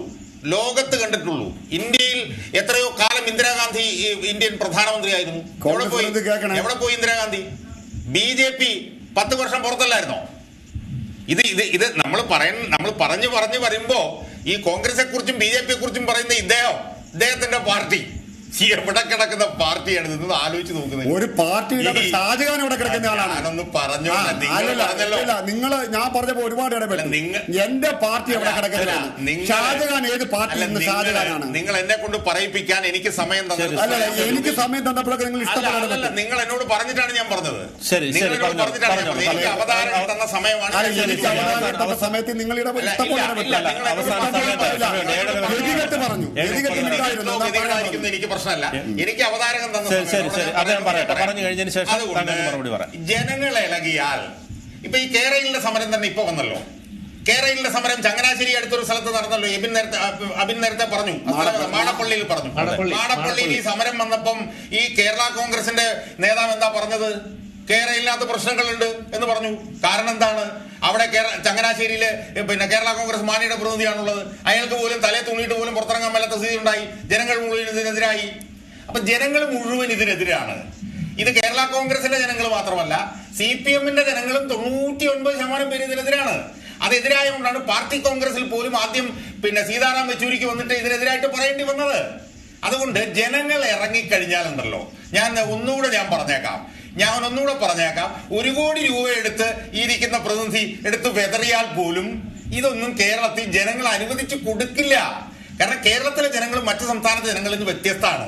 അവർ രാഷ്ട്രീയ പ്രബുദ്ധരാണ്, അവർ സംസ്കാര സമ്പന്നരാണ്, അവർക്ക് വിദ്യാഭ്യാസ യോഗ്യത ഉള്ളവരാണ്. അവർക്കറിയാം, അവരെ കഴിഞ്ഞ 2 വർഷക്കാലം പ്രളയം വന്നപ്പോൾ അവർ അനുഭവിച്ചതാണ്. അവരുടെ ജീവിതം എന്താണെന്നുള്ളത് അവർ കണ്ടതാണ്. ഇവിടെ പശ്ചിമഘട്ടത്തിൽ മുഴുവൻ ആയിരക്കണക്കിന് പാറമടകൾ വരുമ്പം എന്താണ് ഉണ്ടാകുക എന്നുള്ളത് അവർ കണ്ടതാണ്. 2006-2011 കാലത്ത് പിന്നെ എറണാകുളത്ത് മൂലമ്പള്ളിയിൽ ഒരു കുടിയൊഴിപ്പിക്കൽ നടന്നു. ആ കുടിയൊഴിപ്പിക്കലിൽ 317 പേര് കുടിയൊഴിപ്പിക്കപ്പെട്ടതിൽ പകുതി ആളുകൾക്ക് ഇപ്പോഴും നഷ്ടപരിഹാരം കൊടുത്തിട്ടില്ല. 2011 കഴിഞ്ഞ് 10-12 വർഷമായി. അപ്പൊ അതുകൊണ്ട് ജനങ്ങൾക്കറിയാം അവർ കുടിയൊഴിക്കപ്പെടുമെന്നറിയാം, ജനങ്ങൾക്കറിയാം അവരുടെ പരിസ്ഥിതി തകരുമെന്നറിയാം, ജനങ്ങൾക്കറിയാം അവരുടെ പേരിൽ കടം മേടിച്ച് മുടിക്കും എന്ന് ജനങ്ങൾക്കറിയാം. അതുകൊണ്ട് ഇതൊക്കെ ഈ പേഴ്സിൽ നിന്ന് പൈസ എടുക്കുമ്പോൾ എന്നോട് പേഴ്സിൽ നിന്ന് പൈസ എടുത്ത് അവതാരം കൊടുക്കാൻ പറഞ്ഞാൽ എന്റെ 10 പൈസ ഇല്ല കേട്ടോ പോക്കറ്റിൽ. എന്റെ ഒരു നയ പൈസ ഇല്ല. പൈസ ഉള്ളവരെ അതെടുത്ത് കൊടുക്കും. പക്ഷെ അതൊക്കെ ആളുകൾ വളരെ പരമപുച്ഛത്തോടുകൂടിയേ കാണുള്ളൂ. വികസന വിരുദ്ധത അല്ല, അതൊക്കെ പറഞ്ഞോളൂ, ഒന്നും കുഴപ്പമില്ല. അതൊക്കെ എല്ലാവരും ജനങ്ങൾ കണ്ടുകൊണ്ടിരിക്കുകയാണല്ലോ. ഞാൻ പറയുന്നതും നിങ്ങൾ പറയുന്നതും ജനങ്ങൾ കണ്ടുകൊണ്ടിരിക്കുകയാണല്ലോ. അവർ തീരുമാനിച്ചോട്ടെ, ഞാൻ അതിനൊന്നും മറുപടി പറയുന്നില്ല. പക്ഷെ എന്റെ കയ്യിൽ 10 പൈസ ഇല്ല. ഇനി 10 പൈസ ഉണ്ടെങ്കിൽ തന്നെ അതെടുത്തിട്ട് ഞാൻ പന്തായം വെക്കാൻ തയ്യാറാണെന്നുള്ള വിവരക്കേടൊന്നും ഞാൻ പറയില്ല. പക്ഷെ കേരളത്തിലെ ജനങ്ങൾ ഇത് എത്ര ബലം പിടിച്ച് മസിൽ പിടിച്ചാലും എത്ര കയ്യും കാലും പൊക്കിയാലും കേരളത്തിലെ ജനങ്ങൾ ഈ കേരയിൽ എന്ന് പറയുന്നത് കേരളത്തിന്റെ അതിർത്തിക്കകത്തേക്ക് കൊണ്ടുവരില്ല. അവർ ചവിട്ടി ഇംഗ്ലീഷിൽ ബൂട്ട് ഔട്ട് ചെയ്യാന്ന് പറയും. ബൂട്ട് ഔട്ട് ചെയ്ത് അവർ ദൂരത്തെടുത്ത് കഴിയും. ഇപ്പോൾ ഞാൻ ചോദിക്കട്ടെ, പല്ല് പറിക്കുമെന്ന് പറഞ്ഞു. ഇവിടെ പിണറായി വിജയനാണല്ലോ ഇരുന്ന് ഭരിക്കുന്നത്. മുഴുവൻ കുറ്റികളെടുത്ത് ചവച്ചൂട്ടെ കളഞ്ഞില്ലേ കേരളത്തിലെ ജനം? ചവച്ചൂട്ടെ കളഞ്ഞില്ലേ കേരളത്തിലെ ജനം? എന്ത് സംഭവിച്ചു? പോലീസിനെ ഉപയോഗിച്ച് വയറ്റിനിട്ട് ചവിട്ടി, പിന്നെ നൂറുകണക്കിന് പേർക്കെതിരെ കേസെടുത്തു. ഞാൻ നോക്കട്ടെ, ഈ പ്രതിനിധി ഇവിടെ നിന്ന് പറഞ്ഞല്ലോ, പിന്നെ എന്താണ് പൊതുസ്വത്ത് നശിപ്പിക്കുന്ന കേസുകൾ പിൻവലിക്കില്ല എന്ന് ചോദിച്ചു. ഞാൻ ചോദിക്കുന്നത്, എവിടെയാണ് സുഹൃത്തെ ഈ കേരളത്തിന്റെ സമരവുമായി ബന്ധപ്പെട്ട് പൊതുസ്വത്ത് നശിപ്പിച്ചത്? ഒരു സ്ഥലത്ത് പൊതുസ്വത്ത് നശിപ്പിച്ചോ? ഒരു സ്ഥലത്ത് പോലീസിനെ ആക്രമിച്ചോ? ഒരു ചുക്കം നടന്നിട്ടില്ല. സമാധാനപരമായിട്ടാണ് കാസർഗോഡ് മുതൽ തിരുവനന്തപുരം വരെയുള്ള ജനങ്ങൾ ഇറങ്ങിയത്. അതാണ് ജനശക്തി എന്ന് പറയുന്നത്. ആ ജനശക്തിക്ക് മുമ്പിലുണ്ടല്ലോ ഈ പറഞ്ഞ ചെറുതും വലുതും, ഈ പറഞ്ഞ മൂട്ട പോലത്തെ രാഷ്ട്രീയ പാർട്ടിയും വലിയ രാഷ്ട്രീയ പാർട്ടിയൊക്കെ ഉണ്ടല്ലോ, മൂക്കെ മുട്ടുമുട്ടിച്ച് രണ്ടു കാലെ കിടന്ന് എഴയുകയേ ഉള്ളൂ. ഈ കേരളത്തിൽ ഇനി 25 വർഷം, ഞാൻ പറഞ്ഞില്ല, എന്റെ വീടിന് മുമ്പിൽ 800 മീറ്ററിന്റെ പദ്ധതി 5 വർഷം നടപ്പിലാക്കാത്തവരാണ് 2 വർഷം കൊണ്ട് 65,000 കോടി രൂപ മുടക്കി. ഇത് എന്തൊരു അസംബന്ധമാണ്! അതുകൊണ്ട് ഈ അസംബന്ധമൊന്നും കേരളത്തിലെ രാഷ്ട്രീയ പ്രബുദ്ധതയുള്ള സംസ്കാര സമ്പന്നരായിട്ടുള്ള ജനങ്ങൾ അനുവദിക്കാൻ പോകുന്നില്ല. ഒരു സംശയവും എനിക്കില്ല. ശ്രീ ഹഫീസ് ഈ പറഞ്ഞതുപോലെ ജനരോഷത്തെ നമുക്കൊരിക്കലും ചോദിച്ചാൽ ഈ അദ്ദേഹത്തിന്റെ മറുപടി കിട്ടും. അതുകൊണ്ട് സദയം ക്ഷമിക്കുക പ്രിയപ്പെട്ട അവതാരൻ. അദ്ദേഹം പറഞ്ഞു 2000 മുതൽ 2011 മുതൽ 2016 വരെയുള്ള കാലഘട്ടങ്ങളിൽ മൂലംപള്ളിയിൽ കുടിയിറക്കപ്പെട്ടവർക്ക് നഷ്ടപരിഹാരം കിട്ടിയിട്ടില്ല എന്നുള്ളത്. അതിന് അന്ന് ഭരിച്ചുകൊണ്ടിരുന്നത് പിണറായി വിജയനല്ല, അന്ന് ഭരിച്ചുകൊണ്ടിരുന്നത് ഉമ്മൻചാണ്ടിയാണ്. ഞാൻ മറ്റൊരു ഉദാഹരണം, 2006 മുതൽ 2011 വരെ ഉമ്മൻചാണ്ടി അല്ല, 2011 മുതൽ 2016 വരെ ഇതാണ് വിഷയം. ഇനി ചർച്ച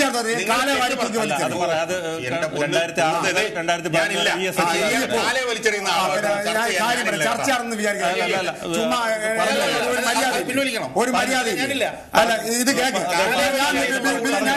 പിന്നെ ഞാൻ കാര്യം പറഞ്ഞ വ്യക്തമായി ഞാൻ വെറുതെ പറഞ്ഞ ക്യാമറ ഞാൻ തന്നെ അല്ലല്ല, ഞാൻ കൃത്യമായി പറയാം. കാര്യമില്ലാതെ നിർത്താൻ പറയാൻ ആവശ്യമില്ല. വ്യക്തിപരമായി 2011 മുതൽ 2011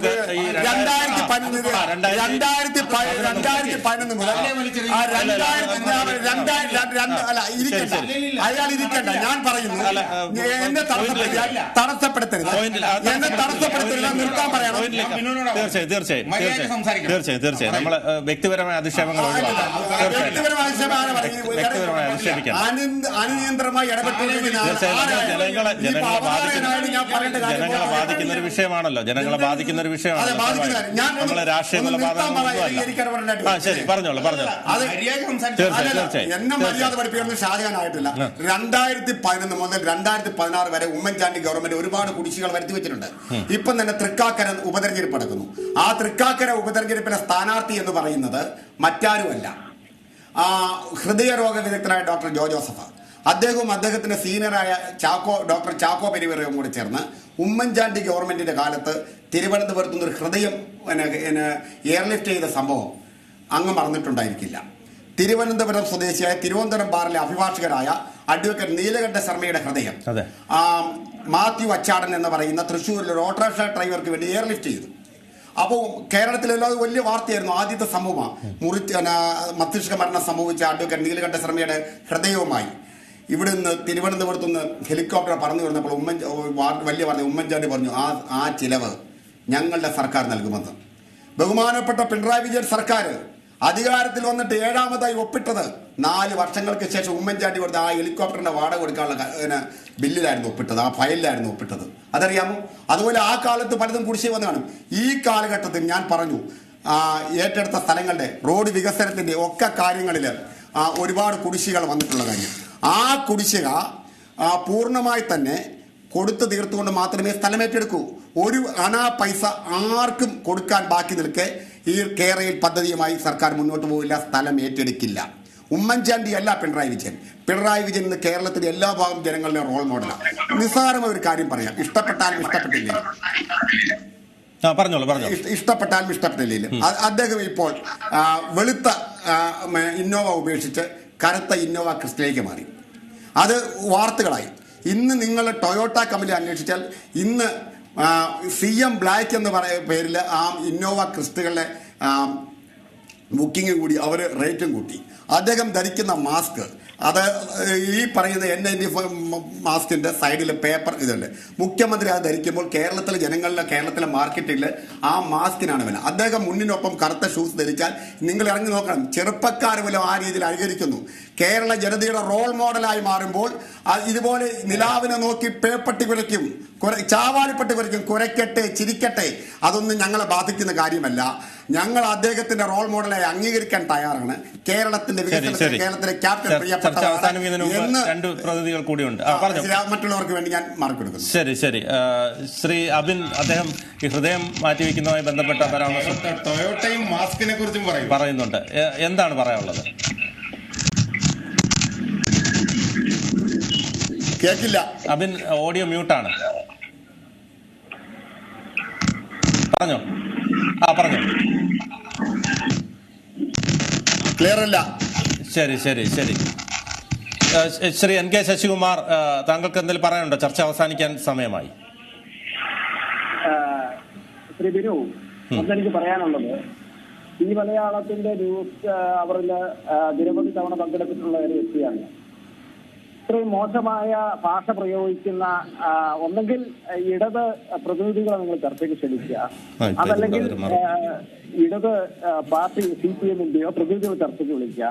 അതല്ലാതെ ഇത്തരം ഞാൻ രാഷ്ട്രീയക്കാരനല്ല, പാർട്ടിക്കാരനല്ല എന്ന് പറഞ്ഞിട്ട് വന്നിരുന്ന് ചർച്ചയ്ക്ക് വരുന്ന ആളുകളെ അധിക്ഷേപിക്കുക. ഞങ്ങളൊക്കെ എല്ലാ ചാനലുകളിലും ചർച്ചകളിൽ പോകുന്ന ആളുകളാണ്.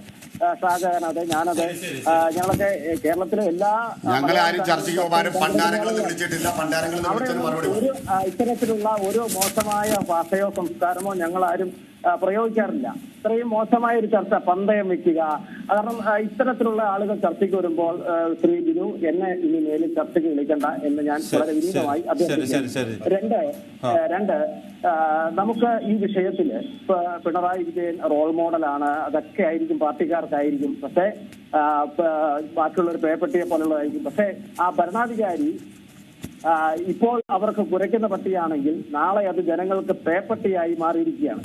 ഈ പിണറായി വിജയൻ എന്ന് പറയുന്ന വ്യക്തി ഇന്ന് ജനങ്ങൾക്ക് പേപ്പട്ടിയായി മാറിയിരിക്കുകയാണ്. ആ പേപ്പട്ടി എങ്ങനെയാണ് ഒരു പേപ്പട്ടി ജനങ്ങൾ എങ്ങനെയാണ് പ്രതികരിക്കുന്നത്, അതേ രീതിയിൽ കേരളത്തിലെ ജനാധിപത്യ കേരളം പിണറായി വിജയനെതിരെയുള്ള ജനകീയ പ്രക്ഷോഭങ്ങളിൽപ്പെട്ട് കമ്മ്യൂണിസം ഇന്ത്യയിൽ അവസാനിക്കുകയാണ്. അതാണ് ആദ്യം അവസാനം എനിക്ക് പറയാനുള്ളത്. ഇന്ത്യൻ രാഷ്ട്രീയത്തിൽ കമ്മ്യൂണിസം എന്ന് പറയുന്ന രാഷ്ട്രീയ പ്രത്യയശാസ്ത്രം കേരളത്തിന്റെ ഭരണാധികാരി പിണറായി വിജയനോടുകൂടി അവസാനിക്കാൻ പോകുന്ന ചരിത്രം രേഖപ്പെടുത്താൻ പോവുകയാണ്. എഴുതി വെച്ചോ, ഇന്ത്യൻ രാഷ്ട്രീയത്തിൽ കമ്മ്യൂണിസം അവസാനിക്കുകയാണ്. അതിന്റെ അവസാനത്തെ ഭാഗമാണ് കേരളയിൽ എന്ന് പറയുന്നത്.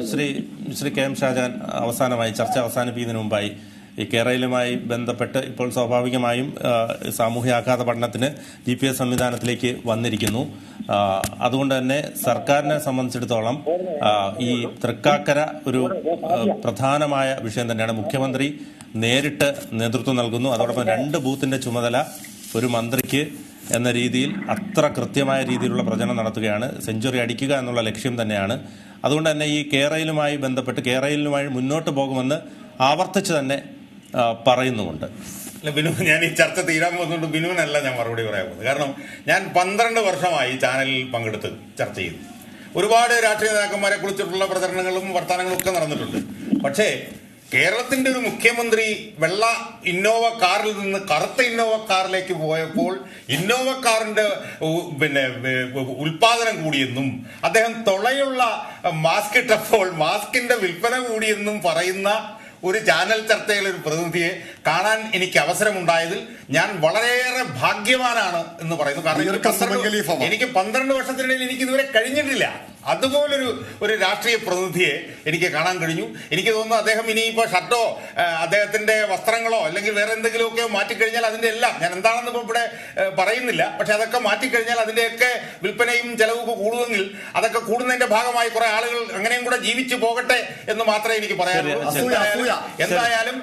എന്തായാലും കേരളയെ സംബന്ധിച്ചിടത്തോളം മിനു പറഞ്ഞിടത്തേക്ക് തന്നെ ഞാൻ വരുന്നു. കേരളത്തിന്റെ മുഖ്യമന്ത്രി തൃക്കാക്കരയിലെ ഏരിയ കമ്മിറ്റി ഓഫീസുകളിലേക്ക് വരെ താഴ്ന്നു വന്നിരിക്കുന്നു. അതായത് ഹെലികോപ്റ്ററിൽ നടക്കാൻ ആഗ്രഹിച്ച വ്യക്തി, കറുത്ത ഇന്നോവ കാറിൽ നടക്കുന്ന വ്യക്തി, ഇപ്പം തൃക്കാക്കരയിലെ ഏരിയ കമ്മിറ്റി ഓഫീസുകൾ കയറി ഇറങ്ങി നടക്കുന്ന ഒരു സ്ഥിതിയിലേക്ക് അദ്ദേഹം ഉയർന്നിരിക്കുന്നു എന്നുള്ളത് മാത്രമേ എനിക്കിത് തീരുമ്പോൾ എനിക്ക് പറയാനുള്ളൂ. അബിൻ ഈ പറഞ്ഞതുപോലെ ഈ എല്ലാ സംവിധാനങ്ങളും ഉപയോഗിക്കുകയാണ് CPM. അത് മാത്രമല്ല സ്ഥാനാർത്ഥിയെ പോലും മാറ്റുന്ന സാഹചര്യം പോലും ഉണ്ടായി. അല്ല അബിൻ അതിന് മറുപടി പറയാൻ നേരത്തെ പറഞ്ഞു തുടങ്ങിയതാണ്. അബിൻ പറഞ്ഞോളൂ. ഞാന് ഇത് പൂർണ്ണമായും കേട്ടിരുന്നില്ല, കാരണം എന്റെ ഓഡിയോ കട്ടായി. ശരി പറഞ്ഞു പൂർത്തിയാക്കിക്കോളൂ.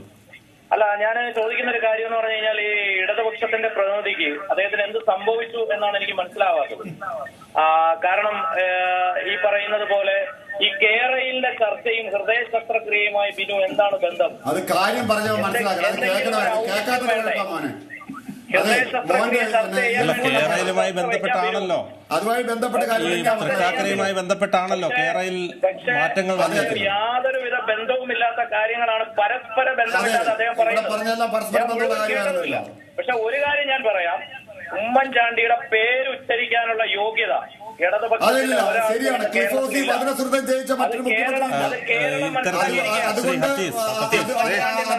ശരി നമുക്ക് ചർച്ച അവസാനിപ്പിക്കേണ്ടി വരികയാണ്. കേരളയിൽ കല്ലിടൽ പ്രതിഷേധത്തെ മറികടക്കാൻ നിർണായക തീരുമാനവുമായി സംസ്ഥാന സർക്കാർ. സാമൂഹിക ആഘാത പഠനത്തിന് GPS സംവിധാനം ഉപയോഗിക്കാനുള്ള തീരുമാനം വന്നിരിക്കുന്നു. റവന്യൂ വകുപ്പ് ഇത് സംബന്ധിച്ചുള്ള ഉത്തരവിറക്കി. ഇത് സംബന്ധിച്ചുള്ള ചർച്ചയാണ് ഇപ്പോൾ നടന്നത്. ഈ ചർച്ചയിൽ എന്നോടൊപ്പം രാഷ്ട്രീയ നിരീക്ഷകൻ KM ഷാജഹാൻ, ഇടത് സഹയാത്രികൻ H ഹഫീസ്, BJP പ്രതിനിധി NK ശശികുമാർ, യൂത്ത് കോൺഗ്രസ് സംസ്ഥാന ജനറൽ സെക്രട്ടറി RS അബിൻ എന്നിവരാണ് പങ്കെടുത്തത്. എല്ലാവർക്കും നന്ദി. നാളെ മറ്റൊരു വിഷയവുമായി വീണ്ടും കാണാം. നമസ്കാരം.